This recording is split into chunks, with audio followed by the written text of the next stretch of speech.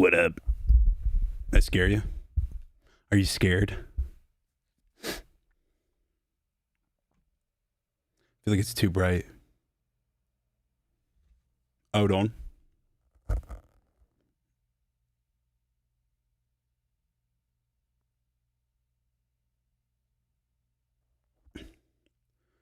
That's better.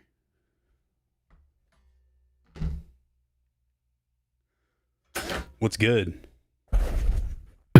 It's been like 3 weeks, 2 weeks maybe. I don't know. I'm a little sicky right now. Got a little sniffle. I got the sniffs. But I got the Red Bulls, so we're good.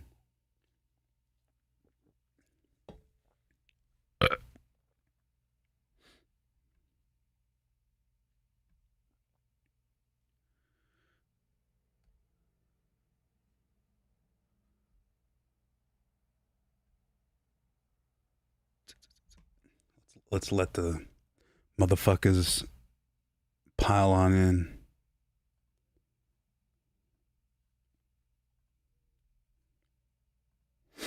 I lost my good mouse. Well, I mean, I left it at home, so I'm using this fucking gay business mouse.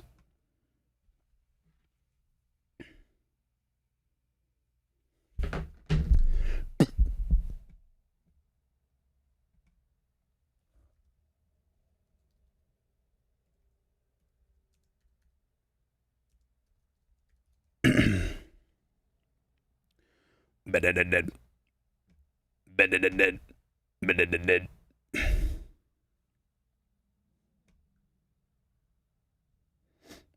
What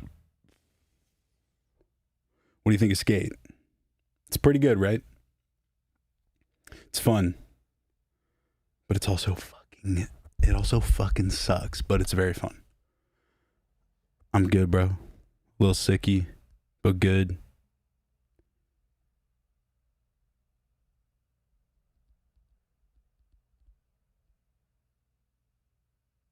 Nah, you know what sucks is, so I just did a Terror REID show in Phoenix, and it was a very small room, super sweaty, and I definitely got sick from that shit. I got staph infection in my fucking nose somehow, so my sinuses have been all fucked up.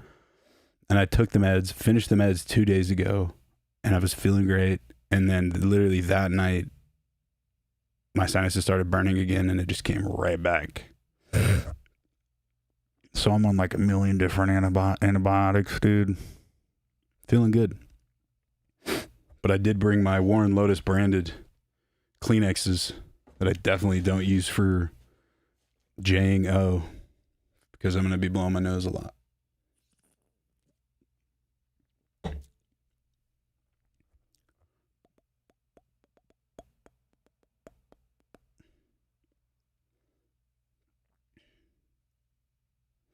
My thoughts on yogurt?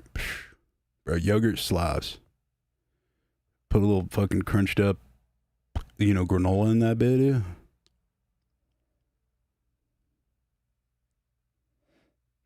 Yeah, dude, Skate's really fun. It's fun. But it's like, there's so much more they could have done. And it's EA, so like, you can't really expect them to kill it, because everything they make is kind of dog shit now, but like, I don't know. If you didn't play the old ones, it's probably the best Skate game you'll ever play. But like, dude, I played the old ones so much, and I just feel like there was like everything about the game, like gameplay is fun.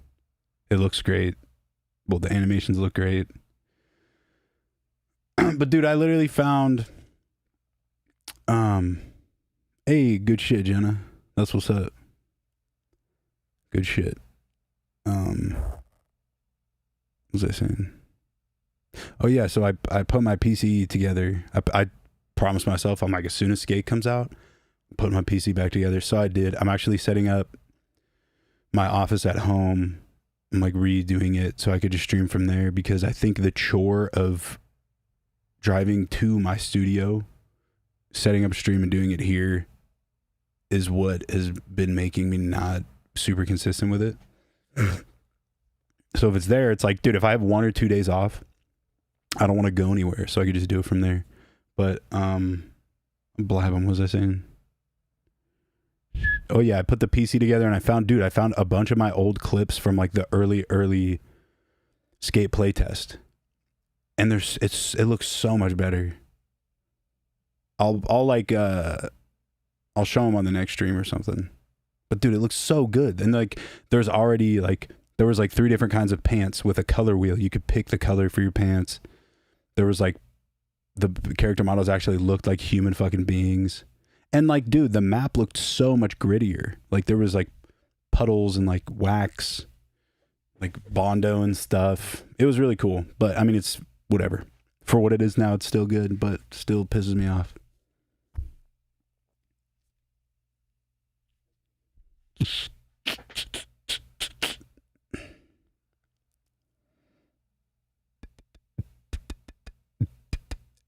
Oh yeah, doesn't that shit give you autism or some shit? I saw that dude with the shaky voice. It gives you autism. It gives you autism. There's been a lot of shit going on recently. And I'm so glad that I'm too ignorant to know anything about anything. Because I feel like I should be very stressed out right now.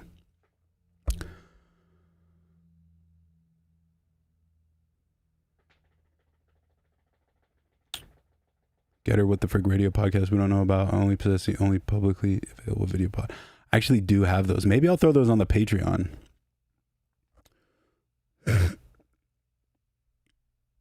Maybe I'll put them on the page. The page has been good though. We got any motherfucking overlords in here, dude? Or my overlord gang?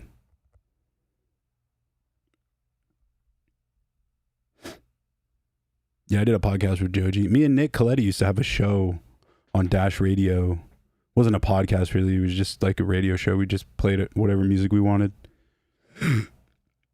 And yeah, Joji was on there. We had hella people. We had Lil Debbie in there. I'm pretty sure Puya came through one time.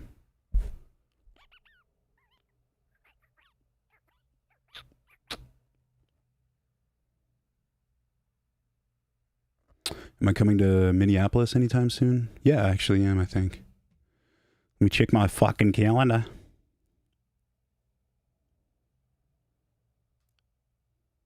I'm in Albuquerque tomorrow. I mean, I know that's not Minneapolis, but... Grand Rapids.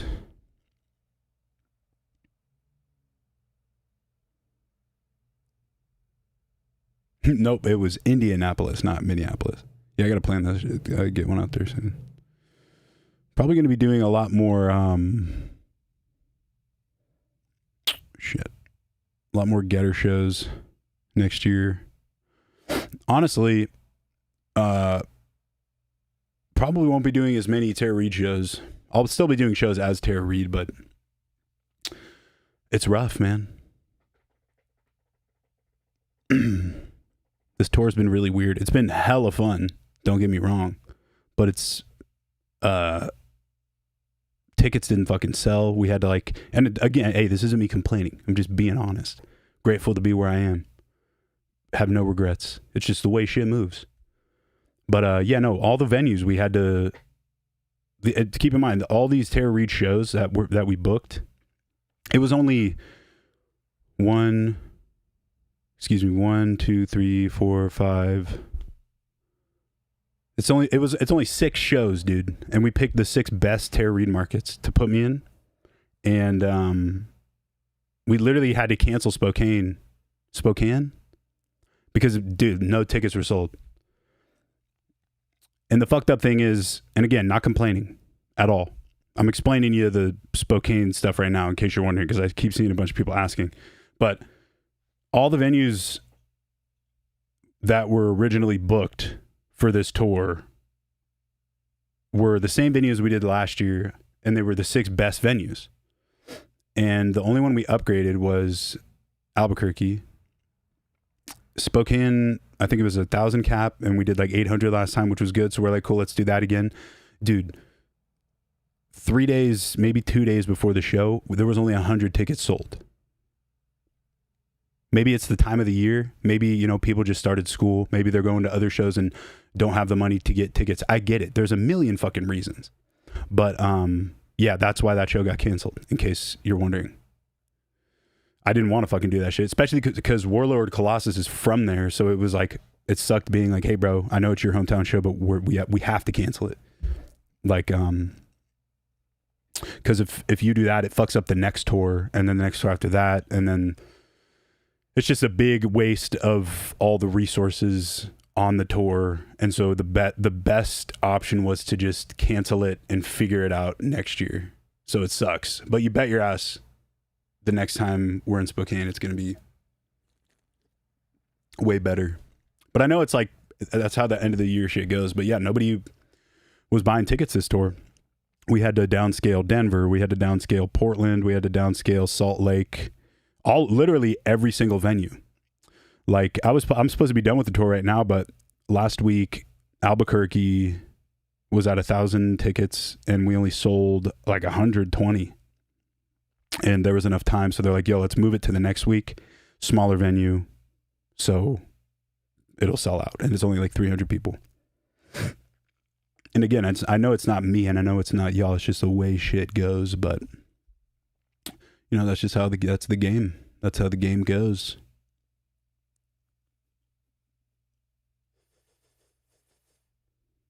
That's what I'm saying. Yeah, no money after the festivals. I know Grade A was happening at the same time, so you know, at the end of the day, dude, oh shit, is my shit chunking out? Is it chunking? Does it look all right? All right. Is this, hold on. I have a fan for my camera.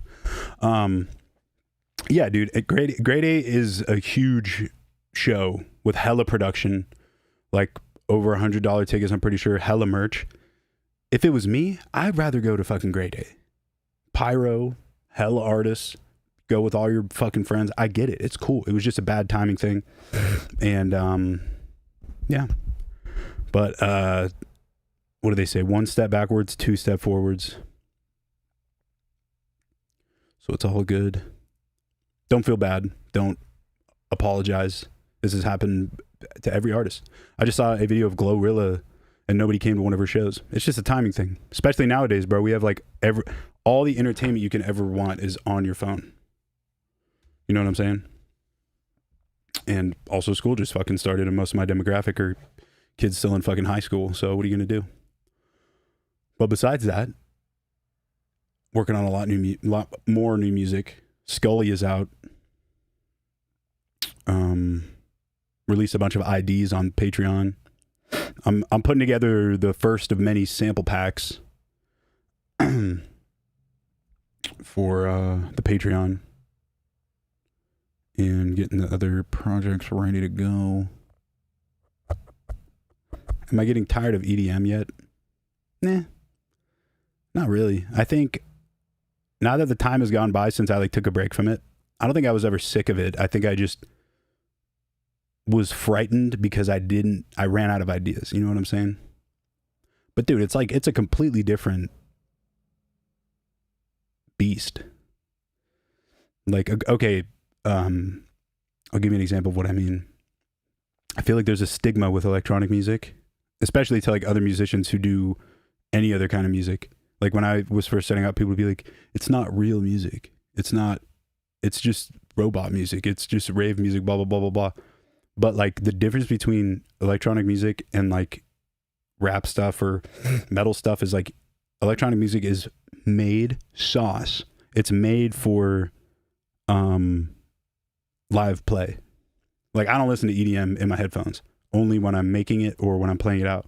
And if you don't experience EDM in a live fucking setting, and then it's not going to be as good. I mean, it's always better live is what I'm trying to say.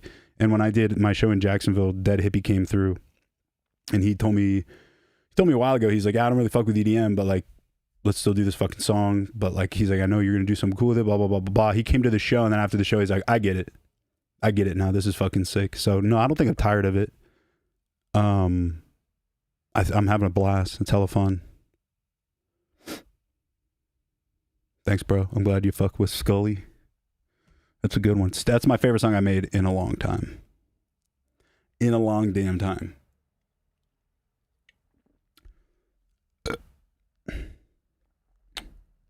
Have I seen NASCAR Aloe? Yeah, I don't know much about him. I don't really like the music that much. Yeah, I hope to do Lost Lands next year. I missed out on all the festivals this year because I came back too late, you know. By the way, I'm excited to finally say this. The stream is actually brought to you by Red Bull now. They're giving your boy cash and free Red Bulls. So, you know, while the tour hasn't been the best, Red Bull sponsorship.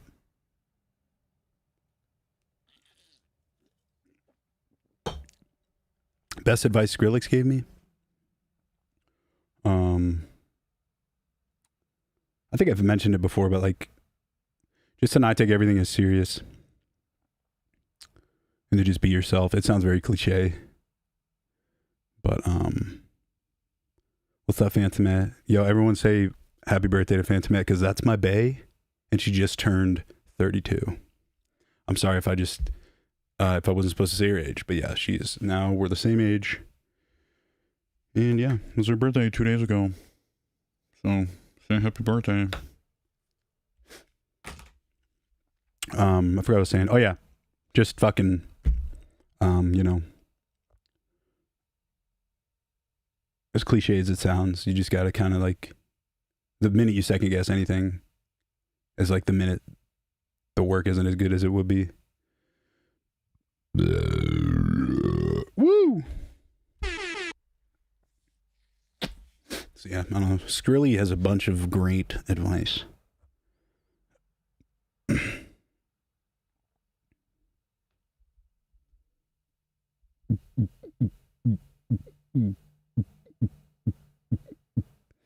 Is your house haunted yet? She brings home all the demons. There's been a couple times. Who's the meanest musician? I don't know. I never met a lot of mean musicians. I feel like nowadays, like-minded folk that want to work together and like meet up or like do shows together, we're all just like hella nerdy and like antisocial. So you end up in a room full of people, full of yous. So like I'm in there with a bunch of people that like don't necessarily want to be there and would much rather be like in their hotel room watching YouTube, but we're all kind of forced into this area before or after a show or in a studio or whatever. And then you kind of just like communicate. It's pretty autistic. It's like autistic communication. But then you get comfortable with each other and it's fun.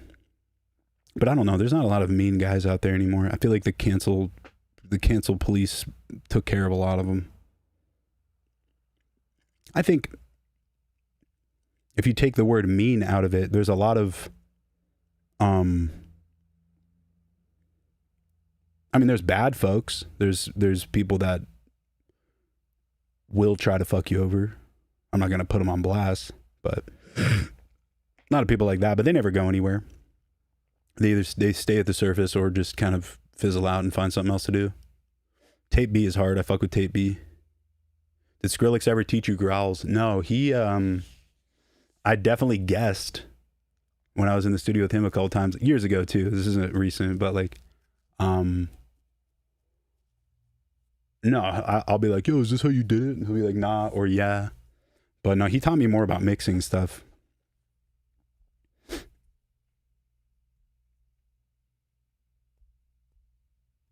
Yeah, dude, that basement. I literally got a staph infection in my sinuses because of that fucking venue.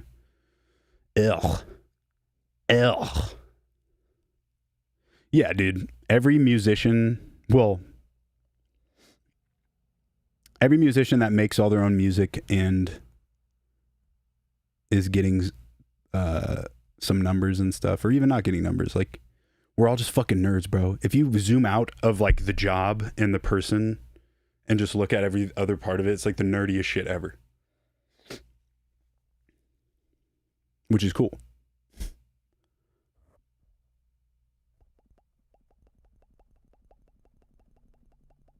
Have you or any artist you know ever been worried about getting killed on stage? Yeah, for sure. I mean, I'm not going to name names, but I have a couple homies that have played shows and like there will be a shooting or a stabbing in the crowd right in front of them. I remember them telling me in detail, in graphic detail, that literally happening right in front of them while they're playing. And it's scary. And there was that thing out here in Vegas at the fucking, what was that? I almost said the Monterey Bay, the Mandalay Bay, I think it was. Mandalay, I don't know. There was some hotel where some dude was shooting hella fools at some show. It's scary, but, you know, the odds are pretty low. And while I could be hella wrong and that shit can happen tomorrow, it's like, I don't want to like hide out at home because of what could happen, you know? People just suck sometimes, dude. People are just like, oh, I'm angry. I'm gonna go do this. Fucking and ruin the show for everybody else. Suck a dick.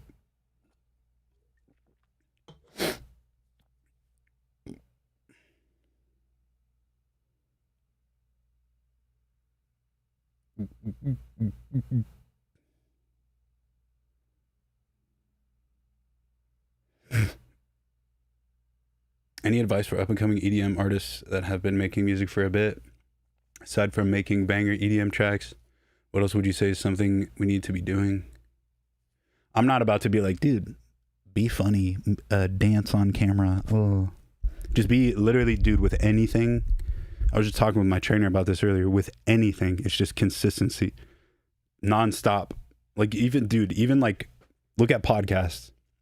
Theo Von's podcast, even Joe Rogan's podcast, any of these, the biggest pods, like, or Matt and Shane's pod, dude, like, they didn't get like numbers going at all until like their like 200th episode, maybe even later.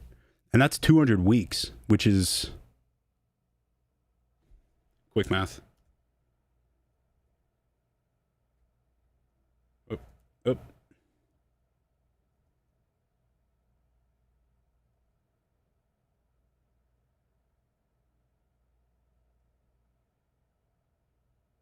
I don't know how to do that math. If somebody wants to do that math.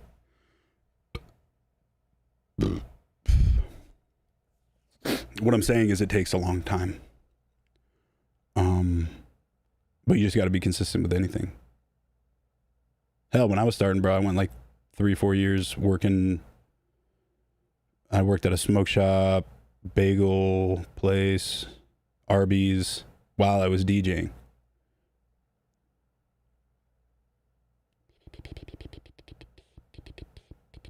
Yeah, 52 weeks in a year. So yeah, that's they literally each episodes, they do an episode a week. So that's like, yeah, like 4 years. So they literally kept grinding nonstop, even with like no sight of growth or anything. And they just kept going, and then something worked and it popped. You know what I mean? There's no like thing I could tell you to do and your shit will pop off. It's just, it's luck of the Irish. It's luck of the top of the morning to you. Or something. I have some questions from Paige, by the way.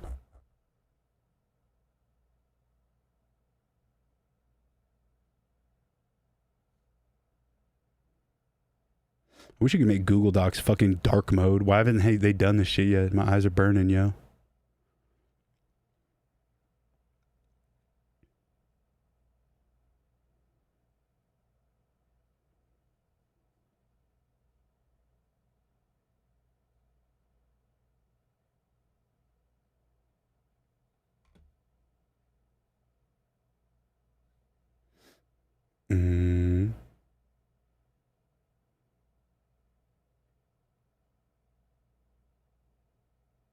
Thank you for the money, MK Ultra.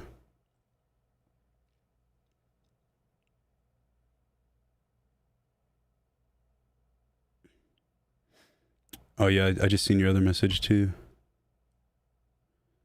Only asked because of recent things happening in America. To get on stage is brave as fuck. Yeah, thanks, bro. I mean, it's the job. You know? It's the job. You could say kids that go to school every day are just as brave because shootings happen there too. It's fucked up, dude. Shit's fucked, yo. Most of life is pretty good. But there are the fucking occasional dumb motherfuckers that will try and unalive folks.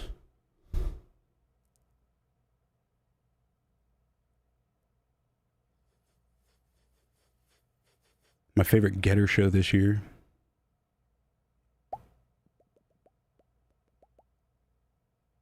It's tough. Let me look at the list of shows. Sorry, I'm definitely out of it today. I'm fucking, like I said, I'm a little sick. I'm a little sick, which is great because I have another show tomorrow. Can't wait for that, dude.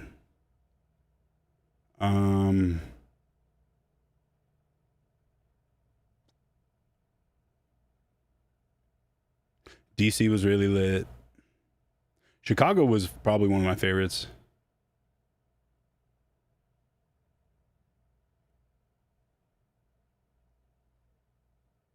I don't know. It might be a tie between Tampa and Denver.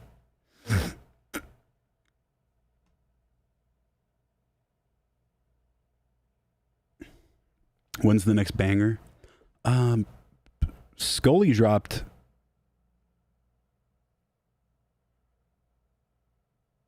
almost less than 2 weeks ago. So that was the most recent banger. That's the other thing. I don't know what's happening.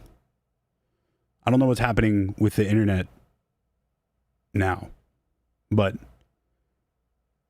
dude, views in not just mine, but views and interactions and shit for musicians are plummeting, and I don't understand it. I genuinely don't understand it. It's so weird.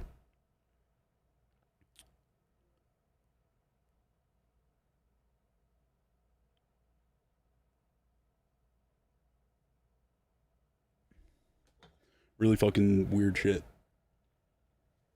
I've never seen it as low as it is. Nah, dude, the rapture's not gonna fucking happen. You motherfuckers are just gonna start floating. It's not gonna happen. I would love to be proved wrong. That'd be hilarious seeing a bunch of old ass fucking naked fools floating into the fucking ozone.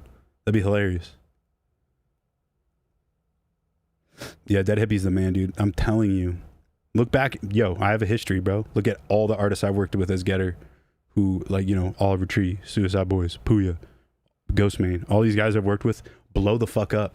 Not because of me, but I see motherfuckers like that and I'm like, yep, they're gonna be very famous. Dead Hippie, I'm telling you, in the next couple years, if not sooner, he will be at the top of his fucking game, selling out shows, not struggling to sell 300 fucking tickets. And the craziest thing about Dead Hippie, dude, I hate to keep glazing him, but he is one of my top fives.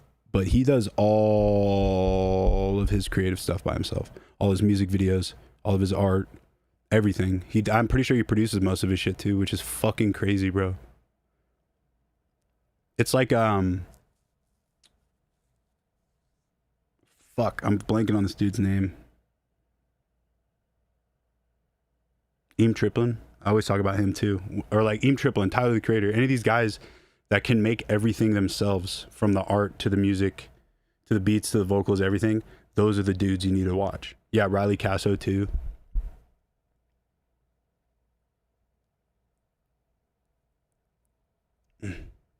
All his Lost project files coming. Oh, it's coming.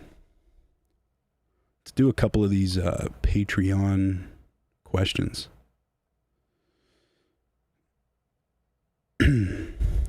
So there's Ask Me Anything and What Would I Do?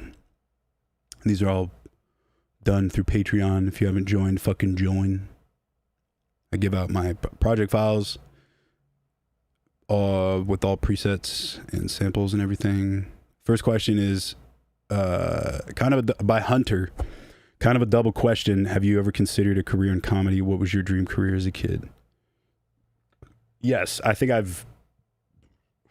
a couple months ago I would have been like, what do you mean? I am a comedian, but like I don't make money from comedy. But that'll be my final side quest, is I really want to get into stand-up and like write movies. Not so much like acting is fun and being in stuff is cool because people recognize you and all this stuff, but it's a lot of work, which I'm fine with, but the hours and like the need for self-confidence and like fuck, my eyeball is itchy. There's just so many moving parts because the acting is the easiest fucking part. But like, I don't know. I would love to write comedies. I'd love to be a comedy writer, and I'd love to do stand up. I have a lot of stand up jokes written, and I think pretty soon I'm going to probably take a trip out to Austin and link with some comedian homies out there. Maybe do some open micers. Maybe check it out a little bit. I don't expect to do that and make a fuck ton of money, but it's, you know, it's a void, bro. I've been a fan of stand-up since I was like 10. So at that point, I'll be a stand-up comedian, rapper, DJ, producer, actor. I don't know. No, I really just want to be on Joe Rogan.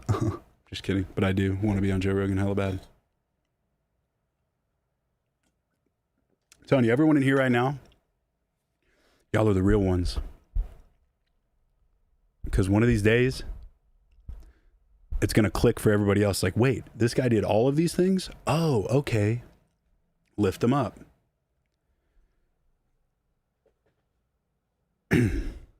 Then I'll sell some fucking tickets. You bet your ass I'll sell some fucking tickets. Once it clicks. But yeah, I would definitely love to have a comedy career. My dream career as a kid, I don't really know. I think it was pretty much, it's always been music. Or just like, I used to draw.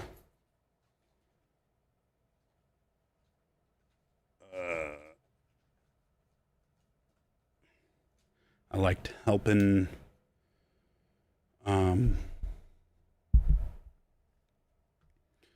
I'm scared of Sam Hyde, Joe Rogan. No, I mean, bro, Sam Hyde is.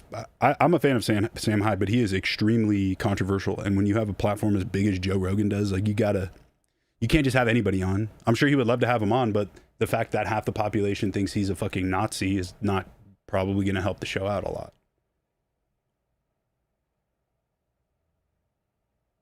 And also, like I said, like I've been a fan of Sam Hyde for a bit. I don't agree with everything he says, but I think he's hilarious.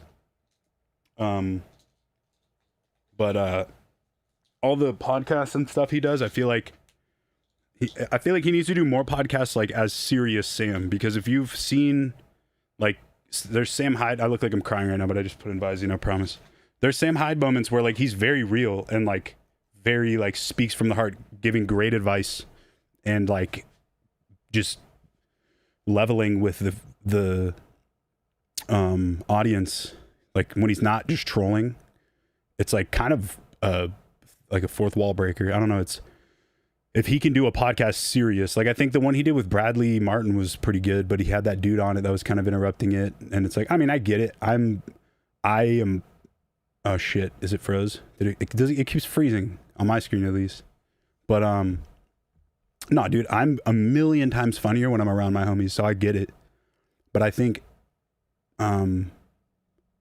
that's probably another factor, because why he won't do Joe Rogan, why he can't do Joe Rogan's, because it's a pretty serious fucking show. Like there's not a lot of trolling happening.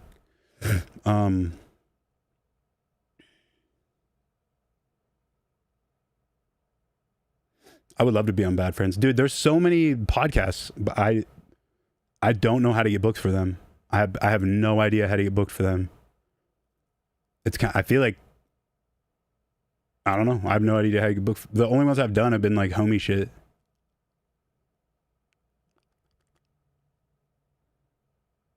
Danny Brown show would be fucking awesome. I'm telling you, dude. I have a whole list. I would love to do that Adam Friedland show. And I'm telling you, bro, I would add so much to these shows if they booked me. I just don't know how to get booked on them. Like, dude, I promise you, if your boy is ever on panel for Kill Tony, I will get guest of the year. I know exactly, as a fan, I know exactly what the fuck fans want to see. I know my favorite episodes and what is needed. I hate watching Kill Tony and the guest is like, doesn't say a fucking word. I would be the best Kill Tony guest. They'd beg me to come back, dude. You know what I'm saying? I would love to do that shit. Will Sean ever make a comeback from Life After Vertigo. Sean was a very brief character. That pretty much Sean was like pre-Bryce. Like Bryce before Bryce was Bryce. What's the worst sound system you've ever played on, and why was it Higher Grounds in Burlington, Vermont? Would you ever go back there? I'm going to look up this venue.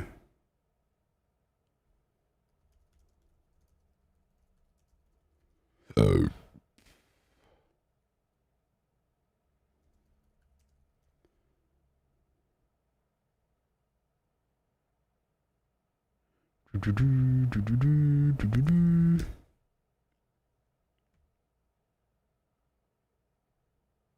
God, Google is fucking garbage now, dude. I don't know. I literally don't know because Google's betraying me right now.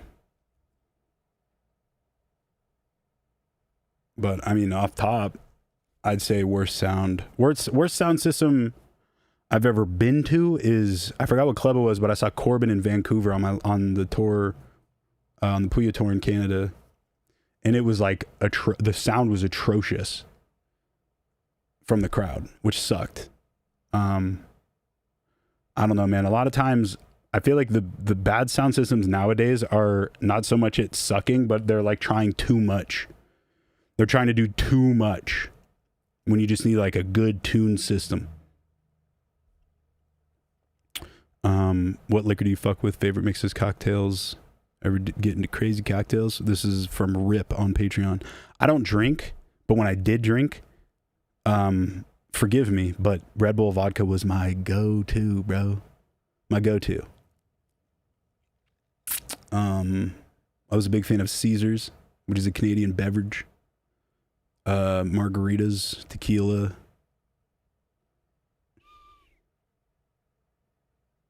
Pods are like late night. Well, yeah, but I feel like pods being late night shows are good. I think that's a good thing because any late night show I've ever seen,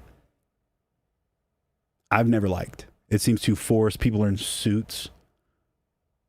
There are musicals. There's musical guests that are paid to be there, so it doesn't matter if they're good or bad. It's just late night shows seem very corporate, while podcast seems more like a friendship simulator. Where I feel like, especially Matt and Shade's pod, dude, I'll just listen to that and like feel like I'm with the dogs. Do you consider a hot dog a sandwich?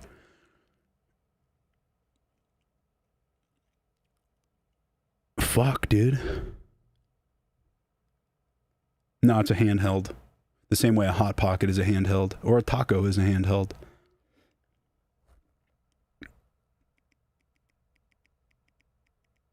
My sound design has gotten a ton better, and I'm making sick sounds, but I'm lacking that wow factor.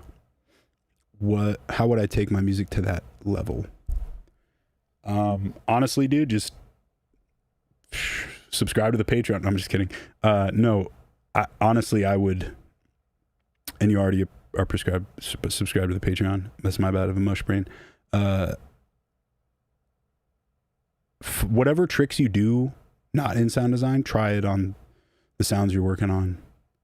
Use flangers, use phasers, use delays, use fucking a million OTTs. You can literally throw 27 OTTs on any sound and get a dubstep sound. That's just facts. Try it. 27 OTTs. Yeah, I don't know, just different techniques. Would you join Oslo again if it makes a comeback? That was a question from Side Project on Patreon. Yes. Absolutely. I'm waiting for it. I don't know when it's happening or if it's happening, but hoping it does. Fabs on Patreon says, G, why do you think good producers / DJs like Minesweeper or Topi that were your friends couldn't get the same success as you, other friends in EDM? Or other friends in EDM?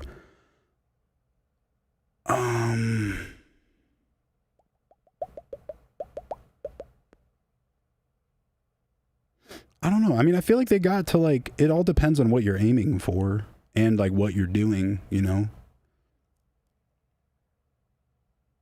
I'm pretty sure, like, I don't know. There's always the unfortunate factor of like going under the radar for life. But that can come from like being afraid to branch out, being afraid to work with people, over managing, micromanaging, you know, taking too long to put out songs, all of which I do. But no, I don't know. I feel like they got to the point, they got to the level they wanted to. A lot of fools too, like, have whole other lives besides just that shit they're doing. Like, I know I have a lot of friends where their hobby is just music and they make some fire shit, but their like main squeeze is not putting out music or DJing. Any idea when you'll drop tracks from the Visceral Fall Up album on Patreon? Yeah, I've dropped a couple. Yeah, there was. Let me see. Let me pull up the Patreon right now. And if you haven't joined the Patreon, what are you doing? It's cheap. It's pretty much the cheapest hack for music makers out there. Find me one other producer that is giving out their personal project files for $18 a month.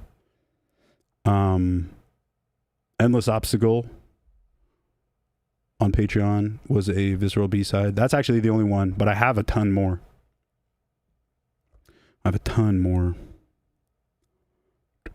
Steve Rod, sorry for being a part of the commotion that happened in Arizona. I had nothing to do with that starting. Nah, it's cool, bro. I've been in that position. It's okay. Everybody, you know, the people, the other party that was involved in that were having a good time. So it's fine. I don't think the guy was very happy, but you gotta learn to fucking, I don't know even know what I'm saying.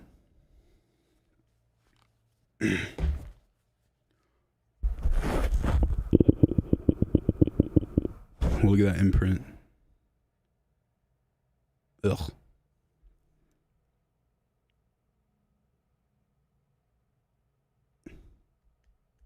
That's what I'm saying, bro. The Patreon is crazy valuable, but everyone's sleeping on it.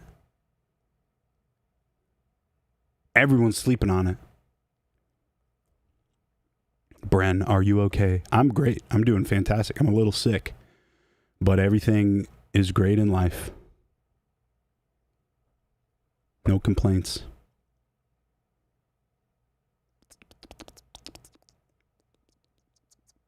Still quitting Adderall. It's been a mish. I've just been very tired.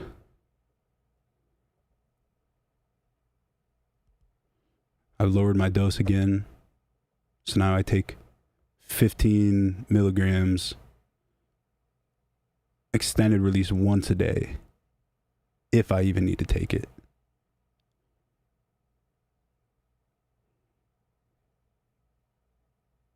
Yeah, there's a free fucking Patreon membership. There's a $6, there's a $12, and there's an $18.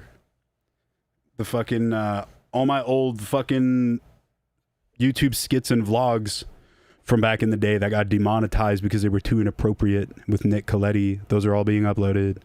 All my old vlogs, all my old skits, behind the scenes shit. I'm doing. That's also where I'll be doing studio streams. And eventually critique streams.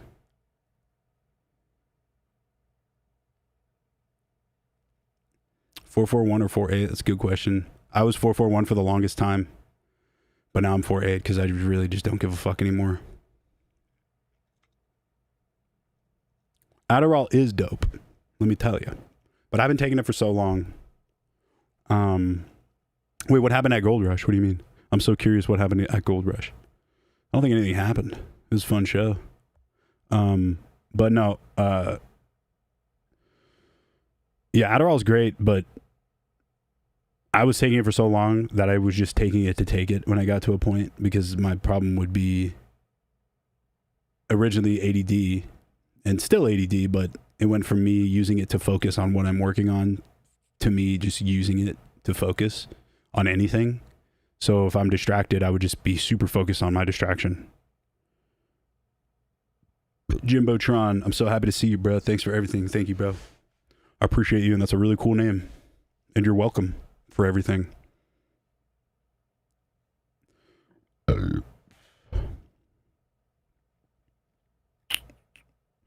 Mike Oxlong on Patreon said, when's the Represent VIP dropping? Yeah, I mean, right now it's barely a VIP, but I plan on finishing that and dropping that on Patreon. That's the other thing too. People are missing out on the Patreon. I've dropped like 6 unreleased songs on Patreon. Some of them work in progresses, some of them full-fledged songs that just were never coming out. VIPs will be on there, edits. Go-to vape flavor. I don't vape anymore, but I was definitely a Blue Raz Ice kind of guy. Blue Razzer, as they say. Will I get banned if I itch my nuts while I'm streaming? Are they gonna ban me? Is there anyone? Do you see me like sweating right now? It's 69 degrees in here. That's why I'm saying I'm sick. It's fucking annoying, dude. Is there anyone in particular? This is from 12 Wizards on Patreon. Cool name. Is there anyone in particular who inspired you to create music? Yes. I think in the early days, when I first started, my biggest inspiration was Datsick. We all know what happened with that. I've talked about it many times. But it sucks because a lot of the people who influenced me early on are kind of gone now. Because Bass Nectar was one of them too.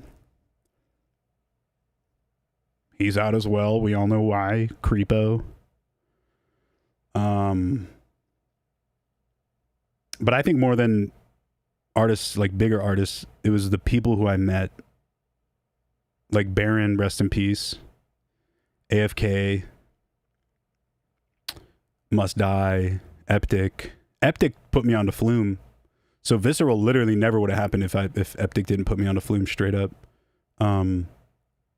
Yeah, all like the smaller artists that I would meet who were at my level, and like we were all just kind of nerds that loved to make the shit. We weren't making any money.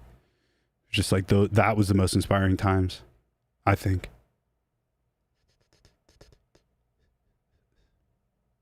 Yeah, I'm not gonna I'm not gonna dye my mustache this time. I feel like it was a little too dark. What happened with Trampa? I don't know, man. I hate giving my opinion on stuff like that because opinions are always 50-50. So half of y'all are going to think I'm a fucking retard and the other half of you are going to be like, see, yeah, that's how I agree too. But all I will say about Trampa is that he was one of my first friends in music and was always, like I said, just a super nerd who loved to make music. And we were all super young and all this shit. And I don't even remember the exact fucking details, but I think Trampa's a good guy, and I've toured with him for years and never saw any weird shit aside from like getting hammered and then like he can't find his hotel key and then he ends up passing out in the lobby of a hotel or something. But I don't know. People love outrage nowadays, so I feel like I don't know. I was just talking with somebody about this the other day, dude, but like who was that? I think I was talking with Lindsay about it. This is a completely different tangent, and you're probably totally going to agree with me, or you're totally going to disagree with me. But this is one opinion that I fucking stand on. As a dude that's never been canceled or never done any fuck shit, I feel like cancel culture and the canceling of people is necessary, but there needs to be an end goal. There needs to be a way back in so you're not tainted for your whole fucking life. You know what I'm saying? Like there needs to be less like what needs to happen is I feel like, dude, like an internet court or like a social court system where it's regulated, where it's like not like all these rules put up so like you can't say this, like not freedom of speech stuff, but if somebody on the internet is going to accuse somebody of something before it hitting the public and then all of a sudden everybody thinks this person is this or this person did this, it should go through a system that's like, hey, is this true? Parts of it are true. Okay, what parts are the truth? Do you have proof? Okay, no. Maybe don't fucking tell everybody this thing you're not totally certain about. I have so many homies that have gotten either their careers ended or a huge speed bump in their fucking career because of some shit somebody said one time, dude. And the other side of this is, if there's obviously unforgivable stuff that if you get canceled for it, there's no coming back. Fuck you. right? We all know what those things are. I don't need to say them, but like, dude, if there's something that's forgivable, or like something that happened where it was like, I was unaware of this and blah, blah, blah. It should never be like, fuck you, you're dead to me. You should get out of music. You should drop everything you're doing. You're a piece of shit. It should be like, hey, fuck you, you're out of here. But then that person needs to come back and show improvement and say they're fucking sorry and have accountability. I feel like that should be the end goal of cancellation, is to make better humans, instead of just being like, no, fuck this person. They deserve to die. It's like, depending on what it is, everybody deserves a fucking second chance, bro. So many people. And then like when you think it's over and the person's back and they're doing their stuff again, I wonder what that's like, to have people coming up to you after years of being thought of as a villain, and then after it's all fizzled out, people still come up to you and they're like, can't believe you did this. It's like, dude, it's got to be a fucking bug, like a ghost. It's like you're haunted for your whole fucking life. I don't know. I feel for people a little too much sometimes. But then again, like I always say, it's pretty easy to not be a piece of shit. So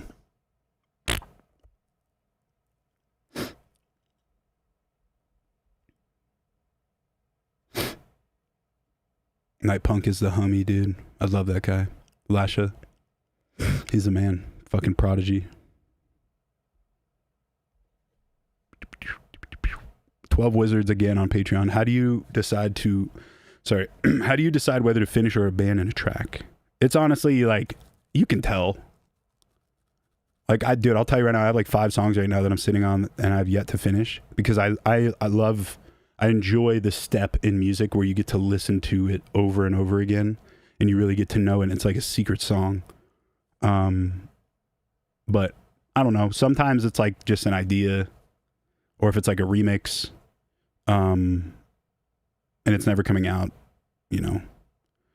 What happened to the meet and greet during Mesa show? Loved it. Third time seeing Reid live. Yeah, dude, that was another thing. This whole tour has been fucked from every angle. The venues put up meet and greet tickets without our approval. In fact, we said, we're not doing meet and greets this tour. This is a small thing. It's an intimate thing. This is not a meet and greet tour for any other reason, just because I didn't want to overcharge people for fucking tickets. And that's exactly what happened at every fucking show. So that's not on me. I don't see extra money from those fucking tickets. I get the promoters offer you a certain price. That's the money I get. I don't get any extra money from meet and greets or anything. So even if I did do it, wouldn't be anything extra. But yeah, there was not supposed to be meet and greets on this tour. So if I were you, I would reach out to the venue or wherever you bought the ticket, even clip this part of the stream and send it to them, because I have emails to prove we were not supposed to be doing meet and greets. Saw you use some wireless DJ headphones in a video of your recent gigs. What are they called, and do they have much latency? Let me get the exact model for you, bud. Yeah, so the company is called III, at least that's what I call them. It's AI. It doesn't have anything to do with AI, so don't worry about that. Did it just get darker? I feel like it got darker in here. Maybe I'm having a fucking stroke. No, yeah, they're called the TMA2 DJ wireless. And there is latency, but I've used them at every show. So it's like the smallest amount of latency. It's the same with these. These use the same technology. Wireless, bitch. Wireless. It's worth the money. They gave them to me for free, but they don't pay me. But like, I'm a big tech guy. I'm a big audio nerd. They got great drivers. They last for a long time, and it's not Bluetooth. Alex on Patreon said, yo, if you were just starting out as an artist in 2025, what steps would you take to be where you're at now? I'm going to be honest, big guy. I have no idea. Shit has changed so much. Some for the better, some for the worse, but like, I don't know, man. Shit's changed a lot. Because when I came up, it was literally just like, make music. Make cool stuff. But even now, you can't do that, which sucks. You can't just do that. But I don't know. There's a lot of people doing a lot of creative shit online that is kind of Like if you're a creative enough person, you can figure out a way to promote yourself without having to dance. Because one good thing about the new way social media and music works is like there's there is a lower threshold for who can go viral. Like pretty much anybody can now. There are some rules here and there and stuff, but like for the most part, like if what you make is interesting or funny or fucked up, then it's gonna go. How is TERROR REID doing? TERROR REID is doing great. Working on some new music, finishing up this tour. Tomorrow's the last date. I was talking about it earlier, but ticket sales were god awful this tour, so I'm gonna probably push back from the shows for a little bit to kind of get a little bit more momentum and create more of a plan instead of just assuming I could play these cities that normally do well. So yeah, it sucks because I love doing it, but and maybe it's the ego talking. I'm not you know, I'm man enough to admit it's a lot of the ego. You put in a lot of work expecting a result and you don't get the result, and then it's kind of like a punch in the gut. It sucks, but you know, can't trip on it. What speakers are you rocking? I have the Barefoot Footprint, either the Footprint 3s or the Footprint 1s. Low key.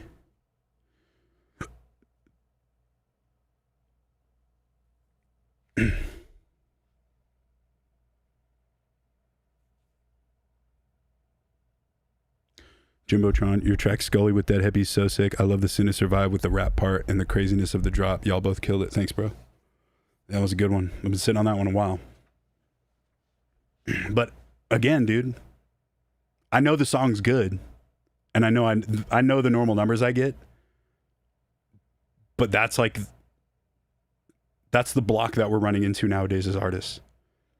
Because no matter, like, I'm telling you straight up, this is your boy telling you, I could put out a song tomorrow that gets millions of plays. It's not going to break the bank for me. I might be able to pay my rent once.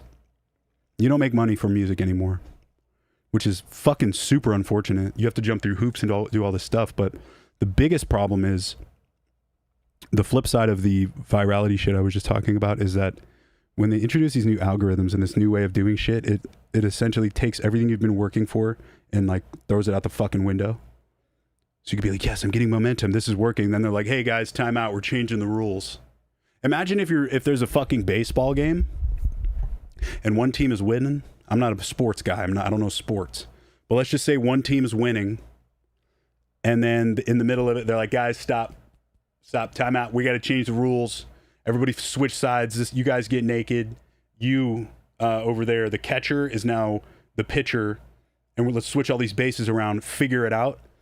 They're not going to be winning anymore. You know what I'm saying? And it's such a big smack in the face. But if you truly do love music or being creative, like, it shouldn't matter, because I don't do it for the money. Money is tight.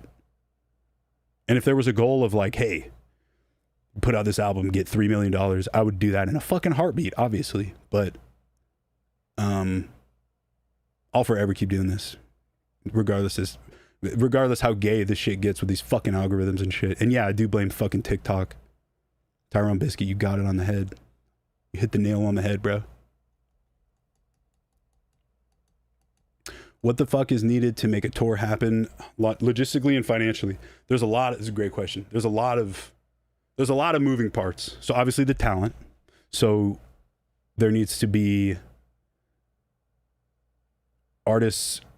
Like, okay, I'll tell you, for TERROR REID, whenever I'm booking stuff for TERROR, forget her, for any fucking project. Like, if you're headlining it, you need to have support that are, obviously, you know, or you don't have to know them, but that you have to look at them, like, how are you going to sell tickets?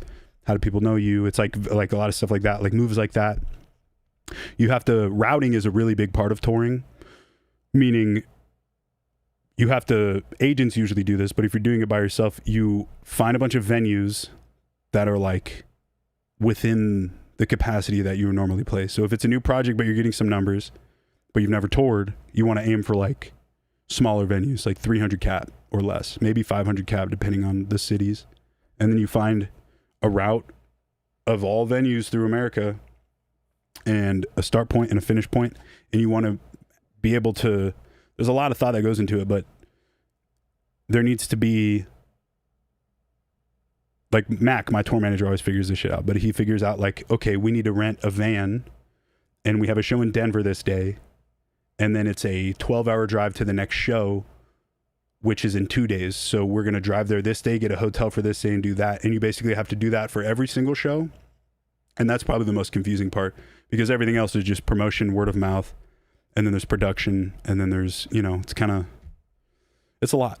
It's a lot, but you can definitely do it. It's easier with a lot of people. I do not recommend doing it by yourself. I don't know where I would be without Matt Goth, my tour manager. Oh my God, I got to pee so bad, dude. I'm trying to hold it in. I know we got to change the game, but dude, it's not going to happen. The thing that sucks is, like everything that's great, and I'm not being emo or fucking depressing. I'm just speaking facts. But if you look at everything from the start, whether it be Pixar movies, children's books, sports, extreme sports, art, video games, everything starts out very sick. And then it changes a little bit, and maybe it'll get way better. Remember CDs came out? First it was like vinyls and cassettes, and you're like, oh, this is cool. CDs come out, and you're like, what? CDs? Are you serious? This is so futuristic. And then MP3s come out, and you're like, yo, I don't even need a CD or anything. I could play this on this little guy right here. And then you don't even need headphones. Now there's not even a fucking headphone jack. Like, all these cool changes, but with all these cool changes, there's going to be shitty changes.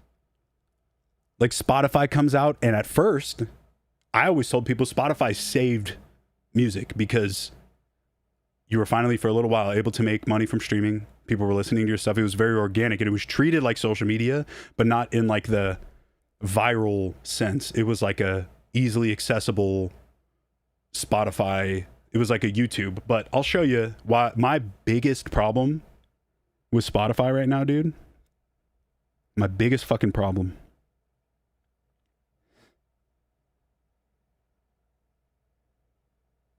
is there's comments now, dude. There's fucking comments. Like, it's fucking social media. You can now comment on songs and podcasts. Not only that, I hate recommendations. Stop telling me what to listen to. All these fucking bullshit playlists.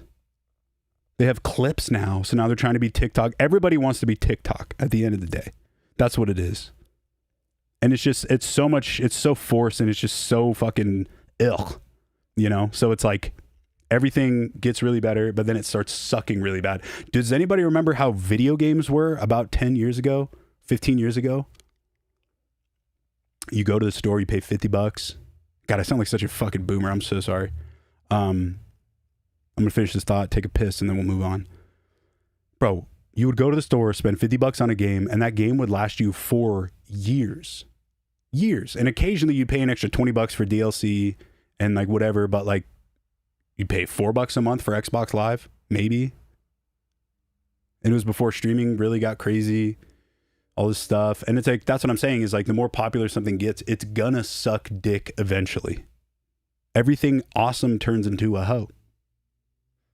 And that's a quote. You can bring that to the bank. But what's important is focusing on the good and the stuff we have now. Maybe it doesn't work as good. Maybe you have a refrigerator that's brand new, state of the art, keeps your stuff super cool. But if you leave the door open for longer than 5 minutes, it beeps forever. And there's no way to turn it off. That's how my fridge is right now. So everything good, there's two sides to it. It's always going to suck. The more popular it gets, it's going to suck. But then we just have to fucking pray, dude. And I'm not a religious guy, but I believe in praying for better shit. All we can do is pray that something better will happen and come fucking save us. Because that's exactly what Spotify did back in the day. So something's going to come out and it's going to be really dope. but you just have to be prepared for whatever that is will also suck eventually.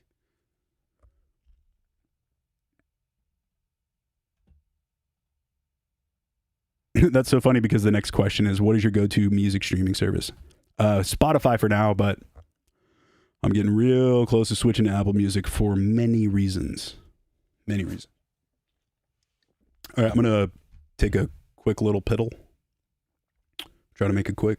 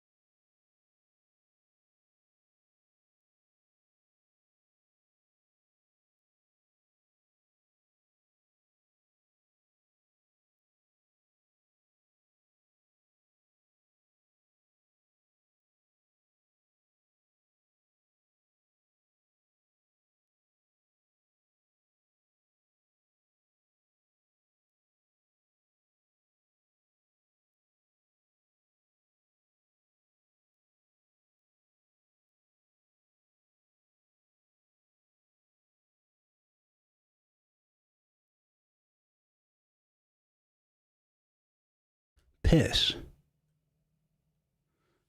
What's up? I'm back again, dude.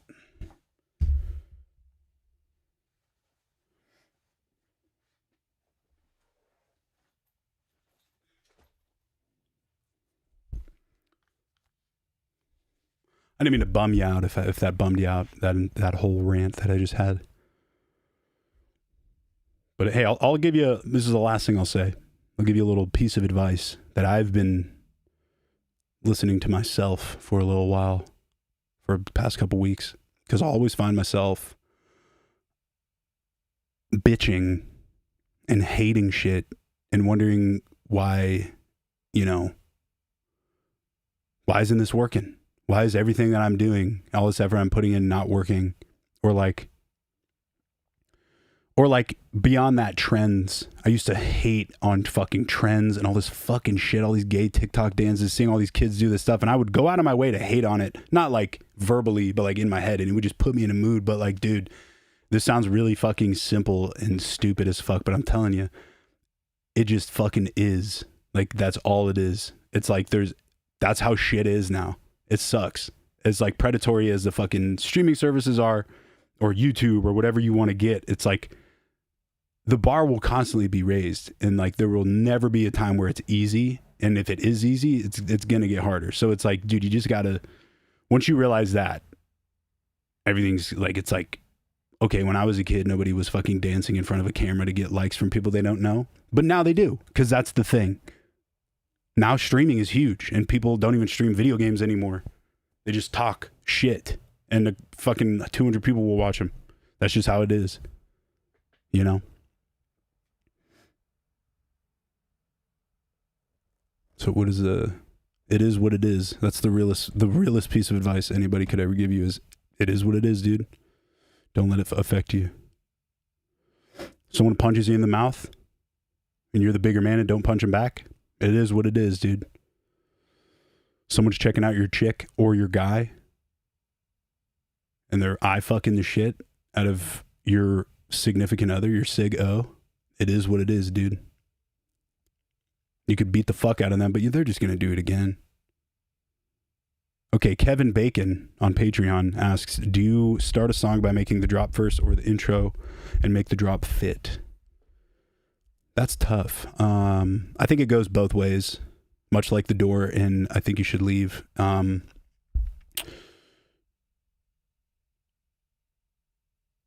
think it's easier to start with the intro. Intros are very simple. But it also depends on, like, there'll be a lot of times if I'm writing a song and I'll have a cool sound that doesn't fit, or like another idea, I'll open up a project, save that, and then open that up later and make a whole fucking drop out of just this one small idea. So I don't know. I don't really pay attention to it usually. It's whatever the vibe is, low key. But I will do this thing because my manager told me to earlier. And Henley, if you're watching, love you, big guy. I have a new song with a friend of mine on G59. He goes by the name of Shake Well. And if you've paid attention to the trends so far that I'm doing, you know I always set my own path and I do whatever I think is cool. Born a Son was with Sempra. Scully was with Dead Hippie. I got Mickey Chan 3.5 with Gutter Boy Seuss coming out. And then I have a song with Shake Well from G59. Good friend, amazing dude, known him for years. And it is a dubstep song. So you could probably catch on to the trend. I have a lot of friends to work with. And my goal is to start the new thing. So this is a new one with Shake Well. Hold on, I gotta mute my speakers, otherwise it'll phase. Come on. Come on.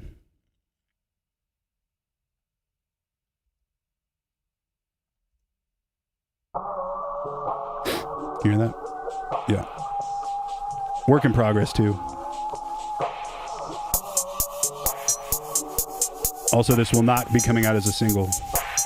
Figured I'd give you a sample, though.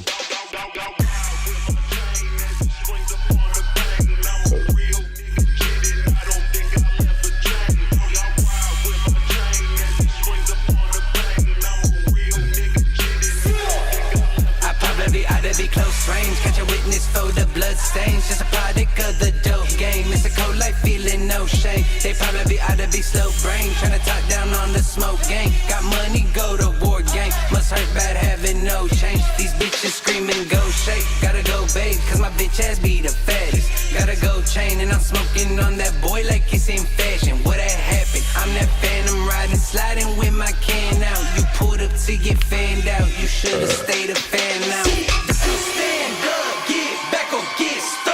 This part is filler, so I can play it out.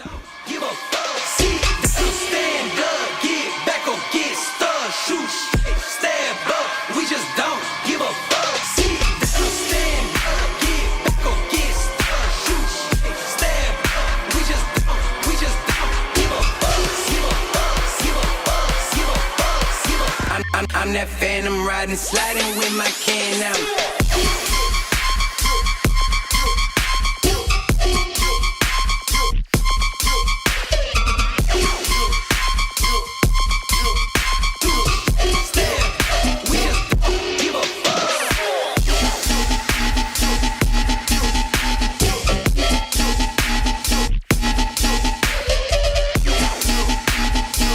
This is my favorite part right here coming up.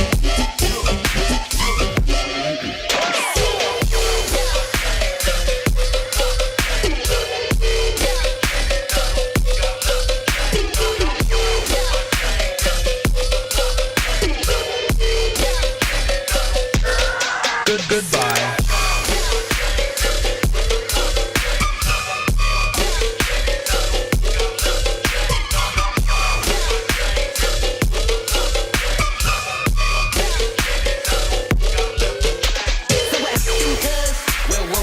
So yeah, that's the preview you get.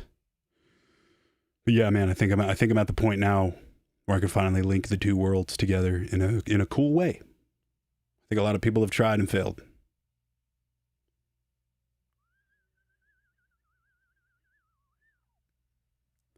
So we got any new questions here or anything?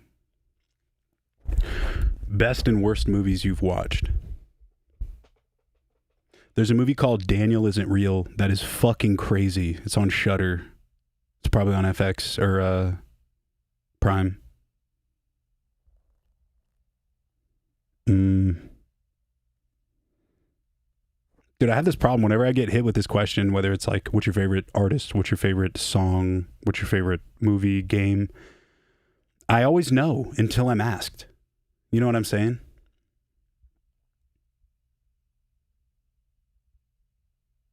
Fuck. I have no idea.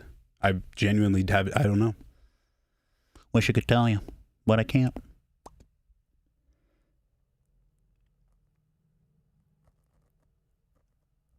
What you got planned for Silo, November 26th?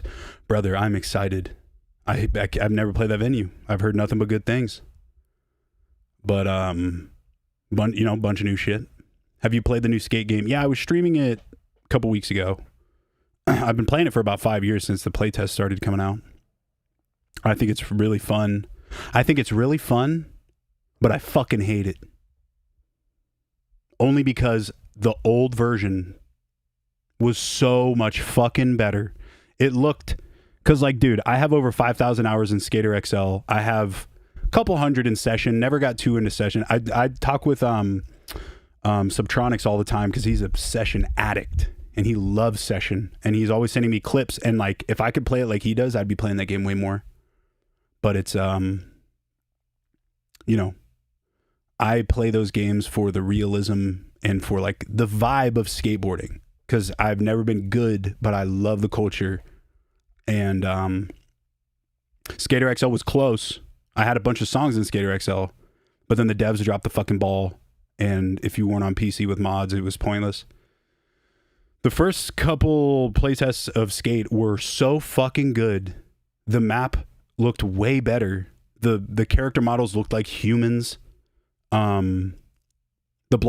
You can make a black character actually look like a black guy or a black girl, which I think is very important because now it's just like a blank canvas and you can do whatever you want and it always looks fucking weird. It's, I don't know.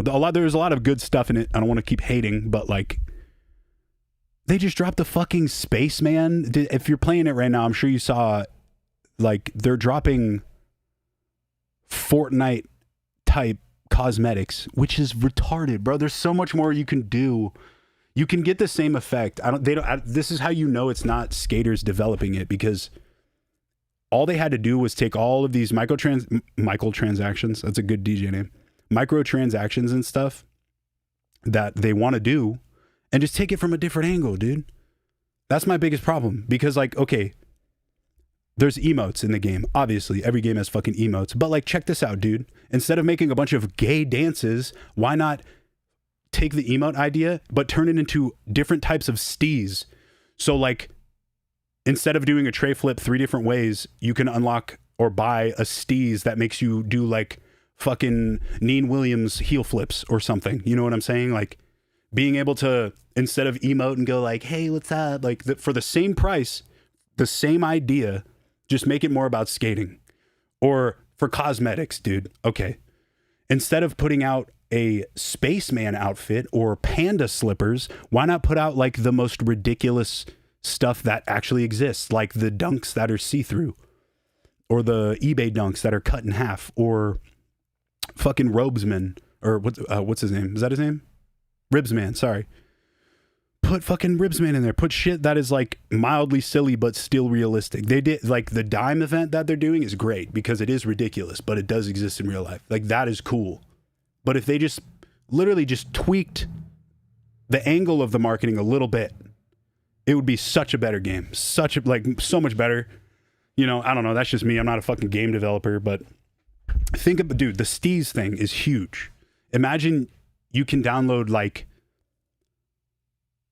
there's thousands of professional skateboarders and they all have their own style, you know? Like, imagine if you could play the game and like unlock those really slow tray flips that Japanese people do. Not a racist thing. Japanese people have the cleanest tray flips known to man. It's just a fact. Or like, who's the guy who DJs for Hobson?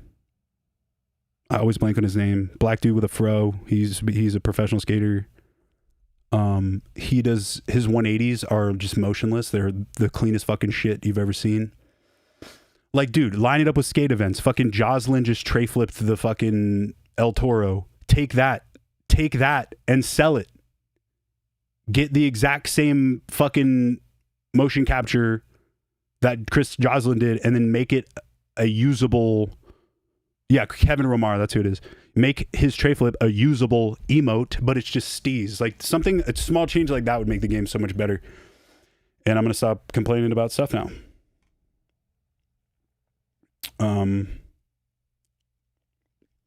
Unfortunately, house burned down in January. Feeling a little lost in direction when it comes to what I want to do with my music. Any advice for relocating myself and sound? Bro, that's awful. I'm so sorry you had to go through that. I know a couple people that have lost their whole lives. Not like died, but like they lose all their belongings. And it's, I can't even imagine what that shit's like, bro. I'm sorry about that. I have no real personal experience of that, but I will tell you, Skrillex, when he first started, a lot of people don't know this, but when Skrillex first started and he was putting out those fucking bangers early on, like Scary Monsters, all these songs, someone stole his computer and he lost everything, dude. He had to start from scratch. But that starting point from scratch was basically his key to unlock that gate to the next area. You know what I'm saying? Like, he went from making some cool shit and then like he had no choice but to reset his sound because all of his shit was gone. So he started from scratch, and like sometimes it's the best thing that can happen to you. I mean, shit, even my shit now, I took a break from making dubstep and stuff to do rap because I was passionate about it. And now I'm coming back to it, and I have so many fucking ideas that I never had before.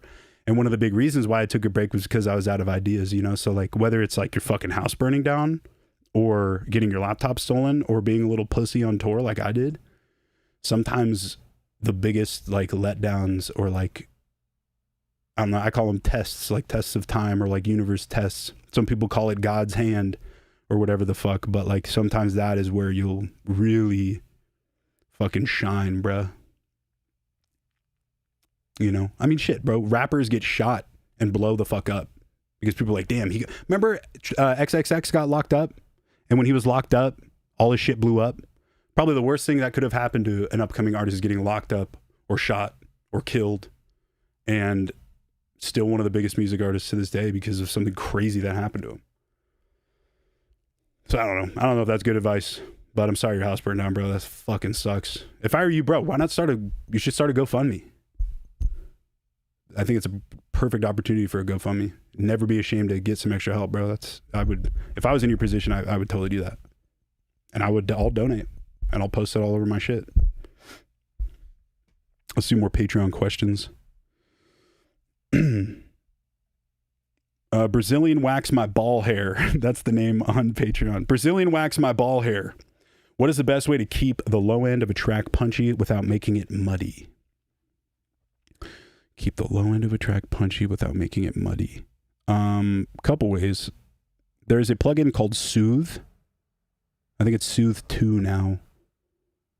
But I had that problem for a while because if you're mixing hot, which basically means like if everything's kind of hitting the red or like really loud, all the different frequencies will bleed into each other, even if it's cut right. And like there's this newish plugin called Soothe, and it's just preset based. I've never used it like touch the knobs. It's full of amazing presets.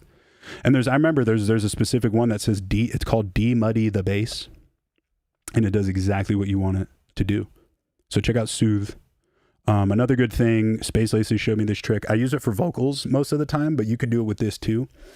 Is this app called this plugin called Track Spacer that I'm going to start. So the studio streams where I'm making music will be on my Patreon exclusively. They're not going to be on YouTube anymore.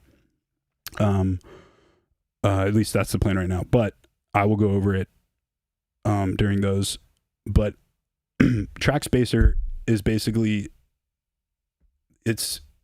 you put Track Spacer on, like, okay, let's say let's say you have a group of mid-range synths, and then you have a group of low end, or like just an 808. You can put track spacer on the mid-range group, or even individual tracks, whatever, and then you route that to the low end, and then cut like you would a fucking filter. You just get like 200 and below, and then you fuck with the attack and release and the threshold and everything, obviously, but then it'll just use multiband, and like it'll cut out just the areas that you selected. So it's essentially multiband side chaining, but it's just like very simple. It's like 3 knobs. It's called track spacer. That's what I do for that shit. What's the best? Oh, I just read that one. Meoplex on Patreon. When will you be in Germany? Oh shit. Hopefully next year. This year, all my Getter shows this year have been just kind of like, let's do all these shows. Let's let everybody know I'm fucking back. But next year is be a lot more planning, a lot more festivals, Europe, with TERROR REID too. I'm not headlining TERROR REID shows anymore, though. I'm just going to do support. Will you come back to Lightning McQueen on Patreon? Will you come back to Fort Collins at some point? Seeing Visceral at the Aggie was such a good show. Fort Collins needs you back. Dude, I'm down, bro. Tell your promoters to book my sweet ass. I'll come through there. I'll slide on through there. Throw a couple slappers down. Okay. All right, so the next section of stuff that I'm going to do before I get out of here is what would Getter do? So it's essentially advice. And again, all of these interactive segments, first off, shout out Caitlin for setting all this up. My fucking ADD brain couldn't do this shit without her. So thank you, Caitlin. I'm grateful for you and everything you do for the Proj.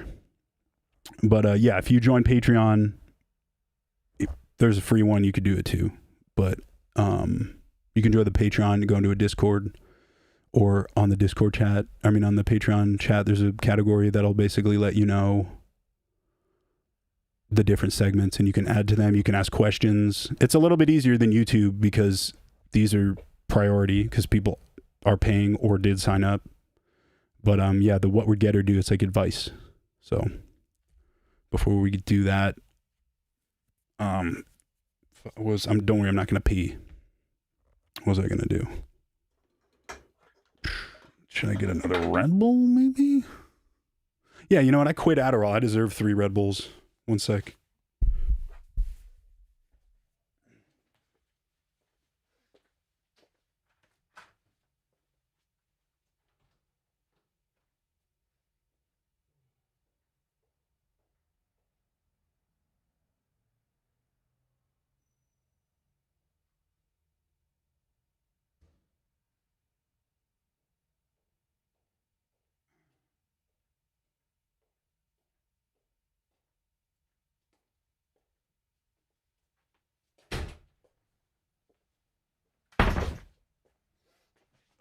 Thank you, Red Bull, for sending me free Red Bull. Yeah, 1 Addy is equivalent to 3 Red Bulls. Yes, you're right about that. They also gave me a cool fridge.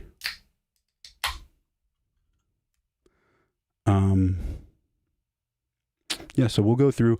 I do have to leave here. I promised Lindsay I would leave here around 8 because I'm going to help her build some stuff for her office at home.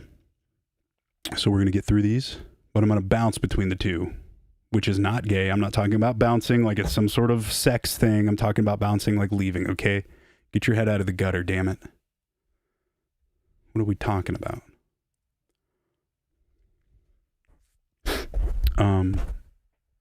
Oh, yeah. ADD thought real quick. I'm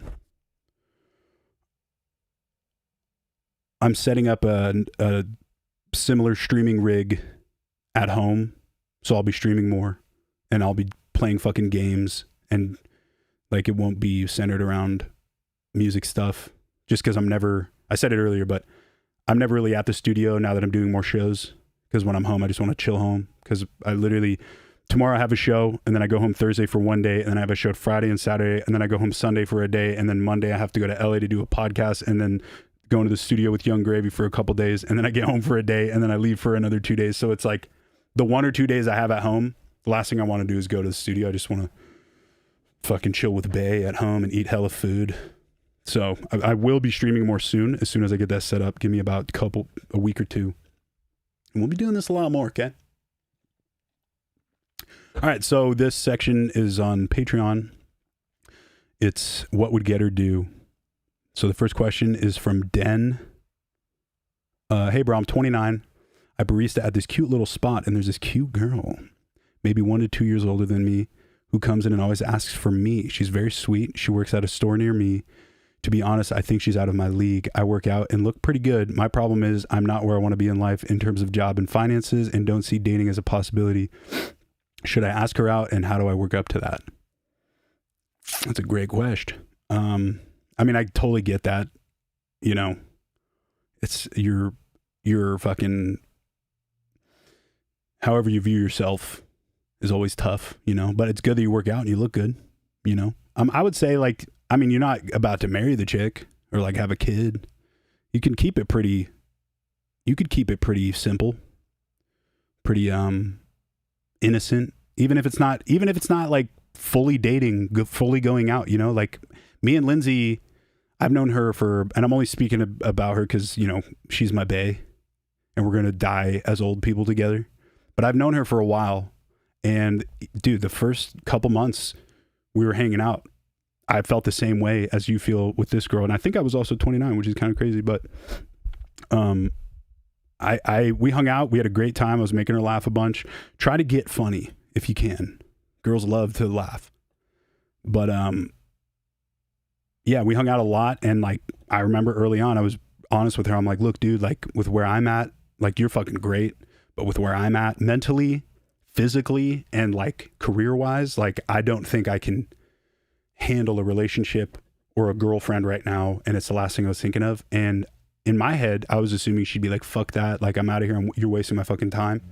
But she was like, okay, cool, whatever. Like, I don't fucking care. We're still going to hang out and like do all this shit. And dude, she literally waited for like 3-4 months for my dumb ass to come around and be like, oh wait, she is cool. Whoa. So I think, bro, just don't worry about the pressure. Try to not pay attention to the pressure as much.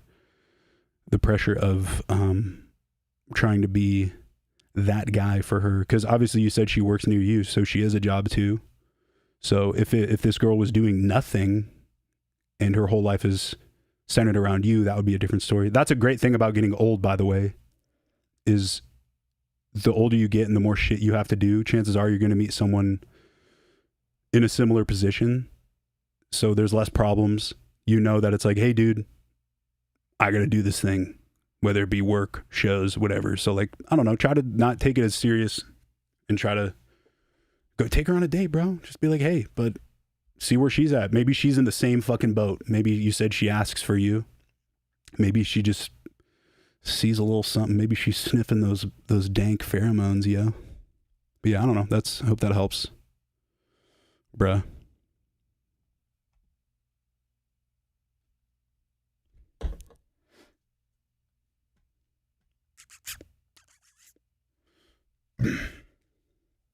Okay, the next,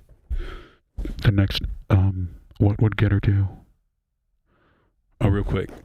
Kill Tony question. I always got to answer these. Thoughts on recent Kill Tony? Any moments you really liked? I think there's been a lot of bangers. Rob Schneider was one of the best guests in a while, in my opinion. I think people were tripping because he said the N-word, but let me rephrase that. I think a lot of white people were tripping that he said the N-word, but like, the dude's like 92. Nah, he's probably like late 50s, but like he's a comedian. It was in the moment type thing. I'm not mad that he said the N-word. I'm not a black guy. I wouldn't say it myself, but I thought the Rob Schneider episode was fucking great. And I'm pretty sure, I forgot the dude's name. Ashy Larry, the guy who plays Ashy Larry, was the other guest too. So he said it right in front of a black guy and he didn't really care that much, but I thought that was good. I'm loving Juanita, dude.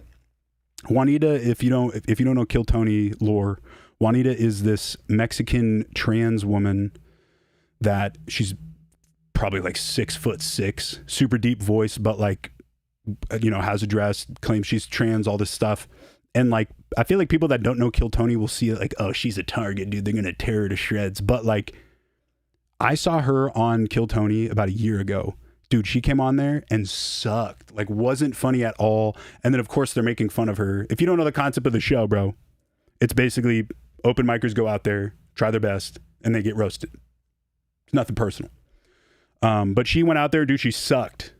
And then she kept coming back. And, like, dude, she's hilarious now. And it's such a good sense of humor because, like, with comedy, especially roast stuff, and I don't know if you know this, but Tony Hinchcliffe is a roast comic. So he's going to make fun of you. But, like, yeah, she had a great sense of humor. They're making fun of her to her face, and she's making fun of them back. And, like, she did it, like, 2-3 times where she sucked, and then she comes back, and, dude, they were dying. And now every time she comes back. So I think the one yesterday, I believe, was the first bucket poll. And then it's cool because they get updates from them all the time and blah, blah, blah, blah, blah. And it's just cool. I love that show. But I thought the last episode was really good. Is it Colin Sledge, whoever he is, one of the new golden ticket winners. He's one of my favorites. What was his opening joke yesterday? He was like, yeah, I think I need a paralegal titties to suck on. And I was dying laughing. Gorilla Nest. Dude, I feel like people took the Gorilla Nest thing with Harlan Williams and Sam Hyde a little too serious. And I'm assuming those are some of the same white people that would get mad at somebody saying the N-word. But, like, dude, that was definitely a bit. There's no way he was serious about that. He does it if you watch any podcast Sam Hyde is on, bro, he's trolling to oblivion. It's fucking hilarious. He did the one with Matan where he had 20 Indian guys come into the room while they were doing an interview. It was funny. People read into that shit too much.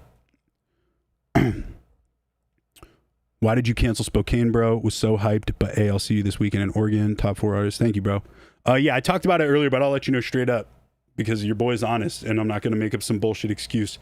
We had to cancel Spokane, brother, because not enough tickets were sold. Which is not your fault, which is not my fault. It's just the whole tour was bad timing. It was unfortunate. And if you look at the original flyers we posted early on, every venue was different. And in fact, I'll pull up the calendar for you right now. So it sucks. And I didn't want to do it. Trust me. I had my bags packed. We're all fucking ready to go. It just didn't work out. Portland, right? We did Hawthorne Theater, which is about 500 people. We were originally supposed to do the Roseland because last year I sold out, or at least almost sold out, the Roseland Theater in Portland, which is like 1,400, I think. Close to selling it out. So we're like, cool, let's go back. Tickets were bad, but we caught it early enough, so we went to the Hawthorne, and it did well. Spokane was supposed to be after that. The other thing about Spokane is like it's very limited with venues, I'm sure, as you know, because it's a pretty small place. So Spokane, there was just no other option. It was like, dude, it's either like it was 1,000-person venue. We sold barely 100 tickets, and that looks bad for me, the promoter. It makes it a bad show, and it's just a huge L for the tour. So it was either cancel this and figure it out and make it up to y'all later, because we will, or go on this show and it's going to suck ass. So we had to take the latter. It sucks. Salt Lake, another example. We did it at the, what was it? The Complex, I think it's called. Yeah, the Complex.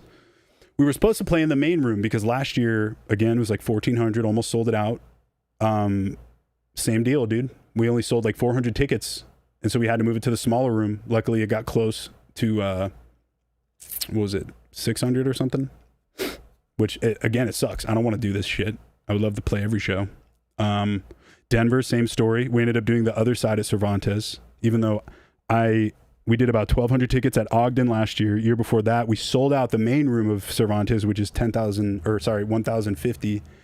And Denver and Salt Lake are my best cities. Both of those didn't sell enough, so we had to downgrade to the smaller rooms. So it's just, it's not a exclusively Spokane thing. I'm just being real with you. It sucks. Like I said earlier, huge punch to the ego. But I'm not going to let it ruin my fucking life. You know, it happens. Glorilla. Oh my God. I almost fucked up. Glorilla. What the fuck?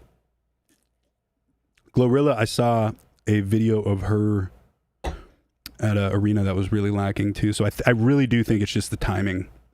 I think people are starting school.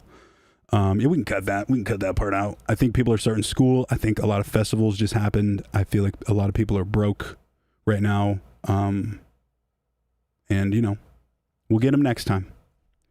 Not gonna lie to you. Okay, I only have about 20 minutes left, so we're gonna speed through the rest of these advices. I hope that answers your question, though, bud. I'm sorry that we couldn't do it. Okay, Koi on Patreon. Where and how to make friends in the music industry in LA? Not really from here. It's hard sometimes to find people that are really down with the shits when it comes to the grind or just being decent friends in general in the midst of rebuilding my circle. Advice, tips, and tricks. No, I feel you, bro. It's definitely hard. Well, the good news is I feel like, yes, LA is very important in terms of like making it in the music industry.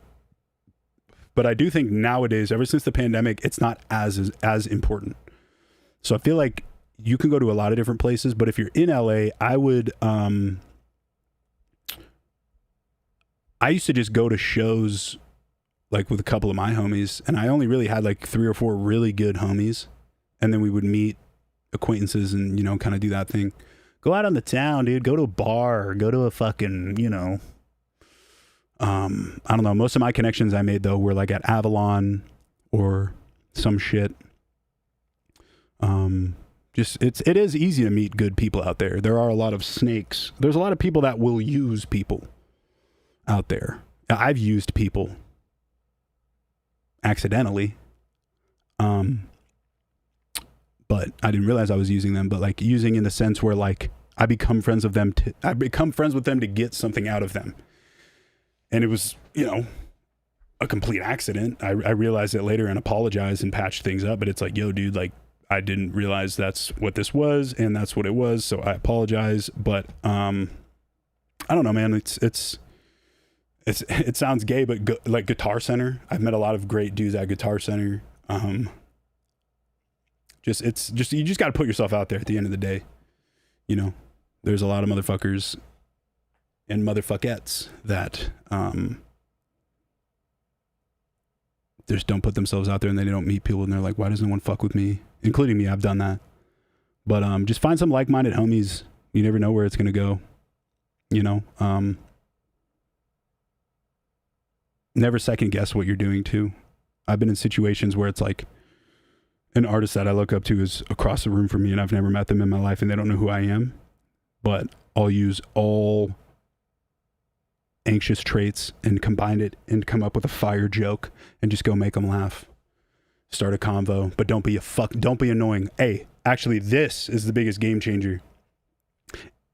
If you're a fan, that's one thing. But if you are trying to make it into the music industry and you run into somebody you look up to or you want to work with, don't ask for a picture.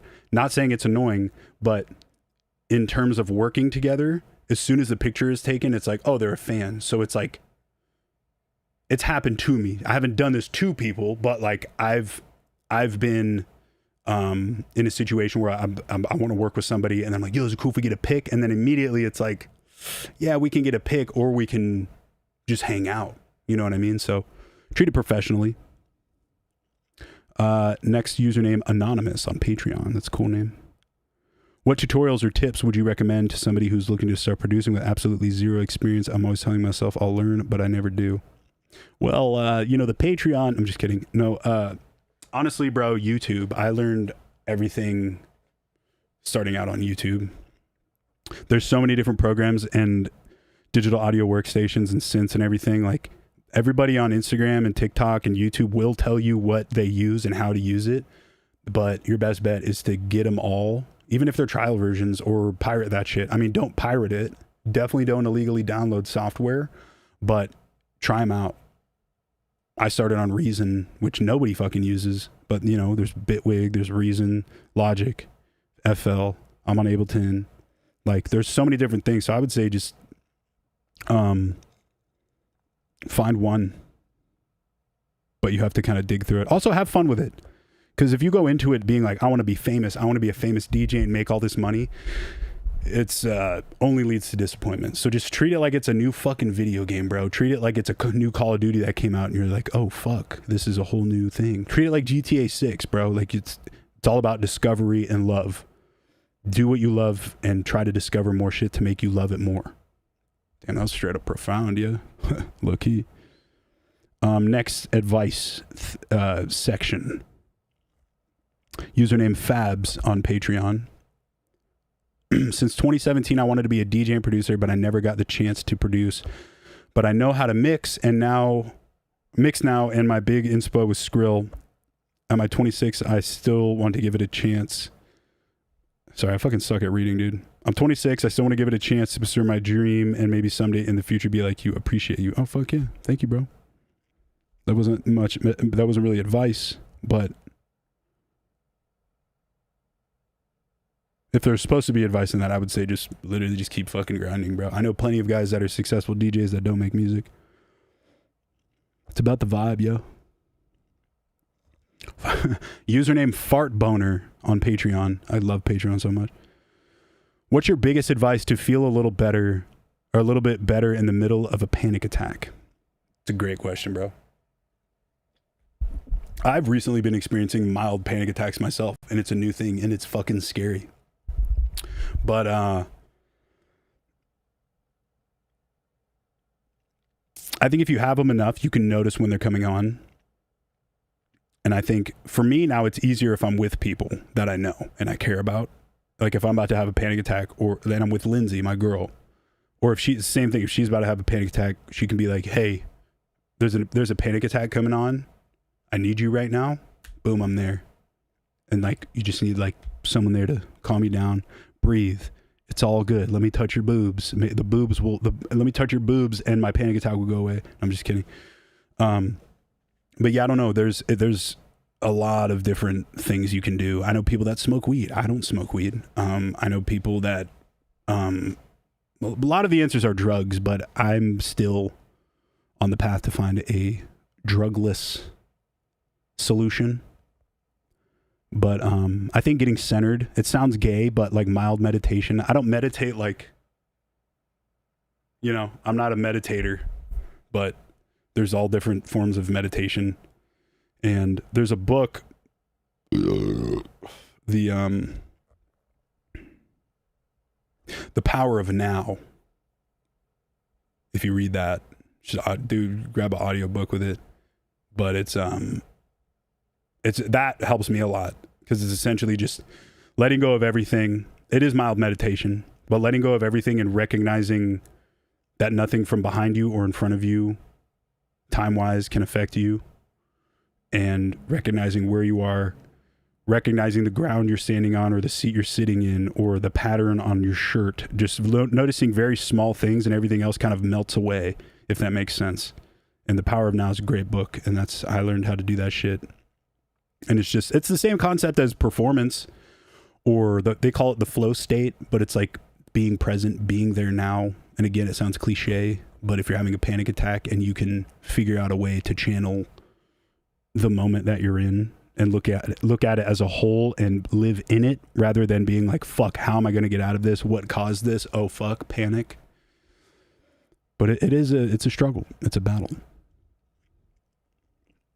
Next page, we got a siren outside.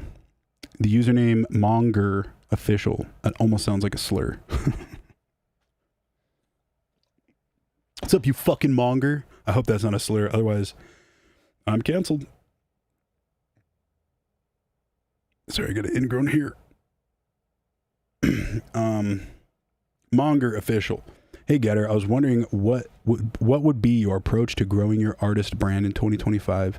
Marketing my name has been something I've been struggling with the most since I first started producing music. Thank you, man. Oh, shit. Yeah, I was talking about this a little bit earlier.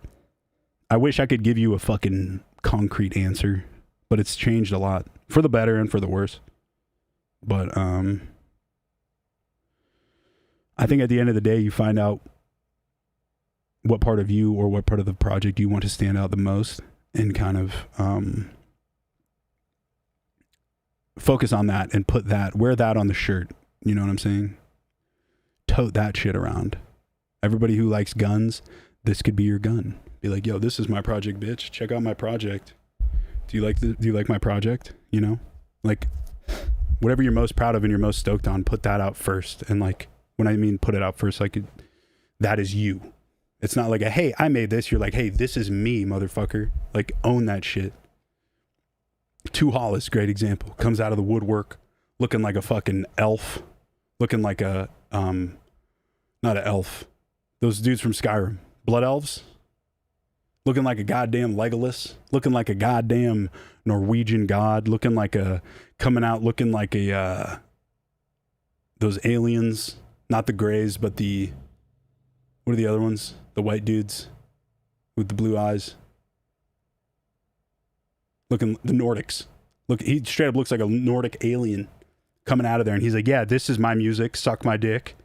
I'm Too Hollis. And now he's on fucking magazine covers, you know? Just like, again, these are all cliche answers, but they're very, very valid. Try to represent yourself and your interest in your music the best, because there's always other people that will have the same interests. iComb on Patreon asks, how have you dealt with serving different genres for your fan base? Because I'm struggling with that. I want to make a lot of different genres like you, but here in the local scene in my city, there's a big division between genre fan bases. We've been organizing drum and bass events with my friends for years, and every time I play a mix of different genres and a similar vibe in a set, I'm worried all purists are going to hate. How do you teach the fans to listen to you as an experience and not as a genre set? This is a great question, because I've dealt with this my whole career, but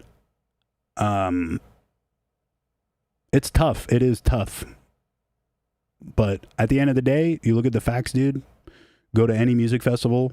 Go to EDC. They have all these different stages for different types of music. Maybe not genre specific, but like bass pod is dubstep, drum and bass, trap, yada yada. The art car is the fucking weirder music. Kinetic field is all the trance fucking heavyweights, big room heavyweights. I mean, dude, the best thing you can do is like, don't. There's a, who made the quote? I'm not even gonna try to guess, but there's a quote where like in an orchestra, the conductor's back is turned towards the audience. So they're not even fucking paying attention to the audience. You know what I'm saying? They're focused on what is going on in front of them, making this shit sound tight so the people behind them, like, I guess what I'm trying to say is, don't always try to cater to the audience, because that will kill your art. And I'm a fucking hypocrite with that, but I make everything because I love everything. But you can't expect fans to love everything, because as musicians, we like the music, we make the music, we pay attention to stuff 90% of the population doesn't pay attention to. The average music listener, the average music fan is just like, I like that. I don't like that. I kind of like that. That's cool. That's gay. That's pretty cool too. You know what I'm saying? It's a lot more simple for them. So like, yes, you can tweak your sound and do this and like fucking bend it like Beckham and cater to an audience that may or may not give a fuck. But dude, if you just think about it like this, here's another way of thinking about it is, if you're making, there's someone who makes 2 genres, and then there's someone like you that makes 7 genres. Let's say you happen to kill it in all 7 genres. That's 5 more possible opportunities that you have over the dude before you. Because if you're making all these different things and one of them in a genre, an unexpected genre, goes fucking crazy, you're good, because you can still make that one. You know what I'm saying? Bro, I just put out a bunch of rap albums, and then I put out dubstep, and now I have more rap music coming out with metal, and also sad boy music and emo music. Like, I make everything.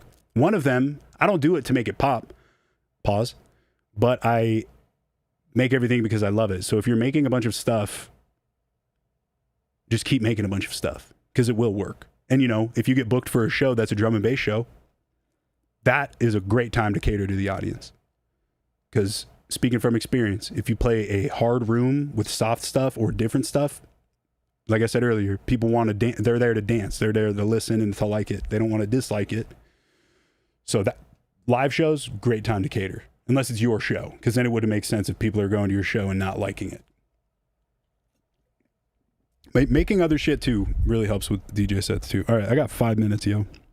So we're gonna keep this shit going. Patreon member TERROR REID. Huh. Sounds familiar. This wasn't me, but somebody has that name, which is fucking tight. TERROR REID on Patreon.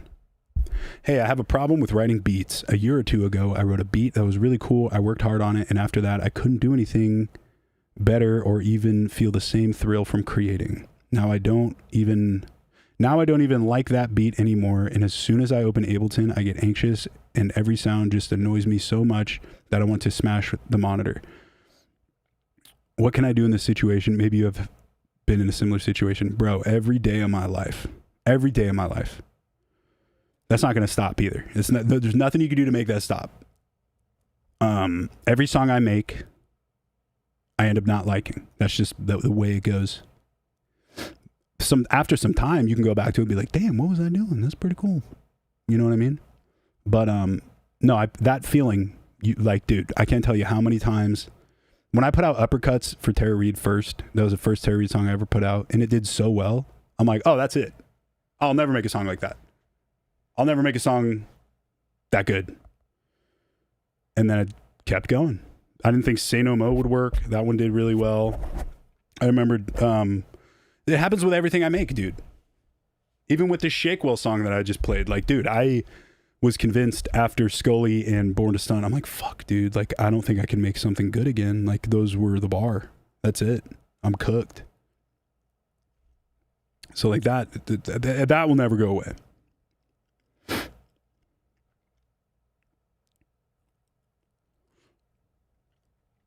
But, I mean, best thing you could do is recognize that and just push through it. And also just try to recognize that it's not going to go away and that will always happen. I think I've found peace recently realizing that if, like, I don't force myself to work anymore on stuff if I'm not fully there.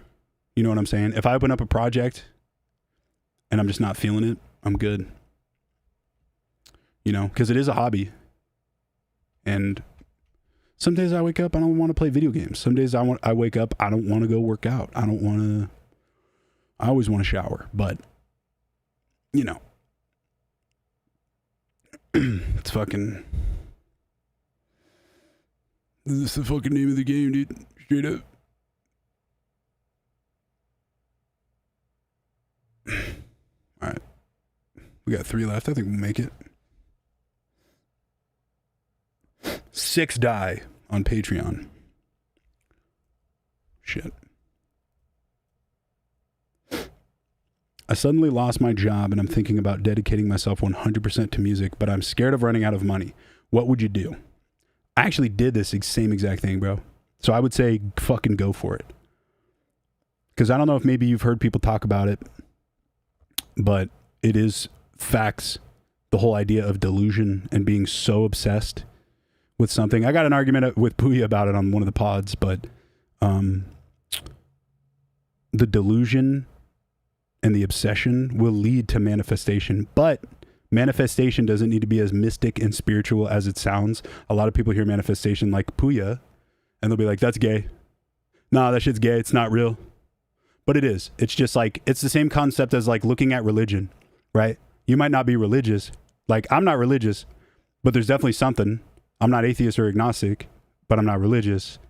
And if anybody says like, God is there with you, or this is one of God's lessons, if you just replace the word God, it'll make sense to you. It doesn't have to be God. You know what I'm saying? So like, if I always call it the universe because I don't know what the fuck it is, but the universe works for you. And this is just my experience. I'm not trying to fucking preach, but like, if you obsess over something enough and you put all your time toward it, there's always another side to it. Like, it's not just going to be like, nothing's going to happen. You know what I'm saying? You'll either get way better at it or no, you will get way better at it. Opportunities will open up that you would never expect. And yes, the money is always a worry, but money is a physical thing and it's not fulfilling you mentally. It never will. Everyone says money can't buy you happiness. That is facts. So it's like, yeah, maybe penny pinch a little bit. You know what I'm saying? Like, I had to do it for TERROR REID because I was making less money. So, you know, got rid of the stuff I didn't immediately need.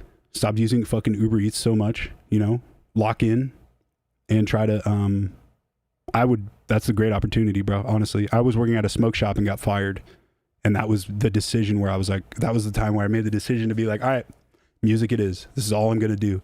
You know what I did do on the side though, a side hustle was I got into selling Supreme.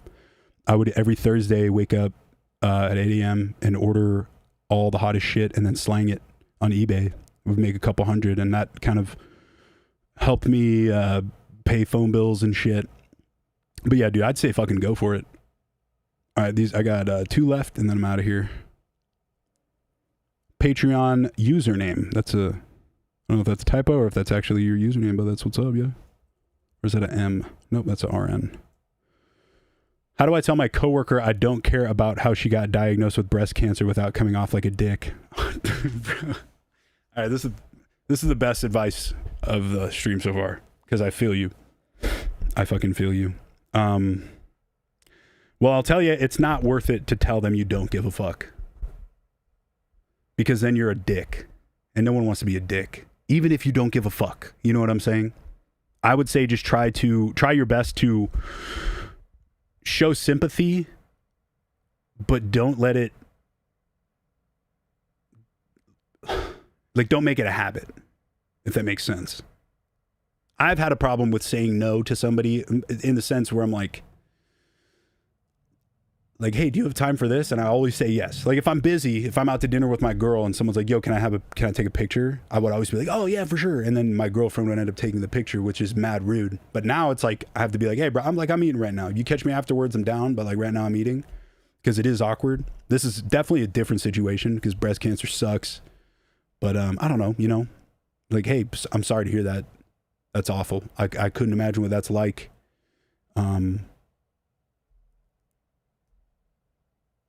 There's not much else you can say about that. It also depends, like, do they want sympathy or are they a boring fucking person and want this new diagnosis to be their whole identity? Because if it's the latter, I'd get the fuck out of there. Just be like, yeah, me too. I fucking have it too. I have breast cancer too. So can we get back to work or? I'm sorry. I don't know. It's a tough one, dude. Just try not to be a dick, but be firm. Be firm like a boner in your beliefs. All right, last advice from Lid on Patreon, yo. What's a good way to find goth girls? Oh, it's goth baddies, you know. I was just talking with Lindsay about this the other day. Guys love goth baddies nowadays. I get it. Mysterious. A good way to find goth girls. Open your eyes.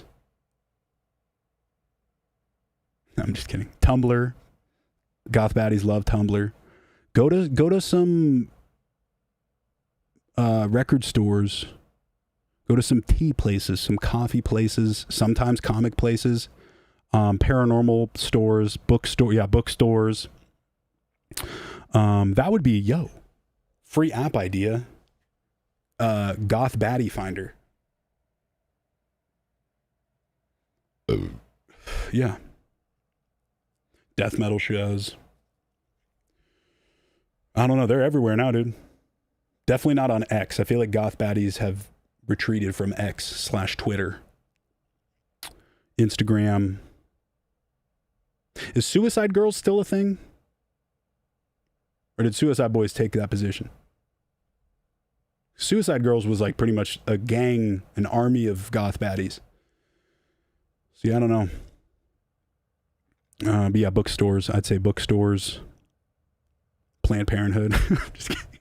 That was fucked up. I'm sorry about that one. Had to do it. I had to do it. I'm training for Kill Tony. Main stage at Lost Lands looked fucking nuts, dude. I'm so jealous I didn't get to play it. Everyone thought I was the special guest. I wish. I feel bad for the Planned Parenthood joke, but it was funny. Oh, I missed one super chat. Sorry. Shit, bro. I was about to drive 4 hours to Spokane for that. Trash. Not enough tickets sold, but am coming to any close to reach show. I appreciate you, bro. Yeah, I'm going to be back with more Terror REID shit.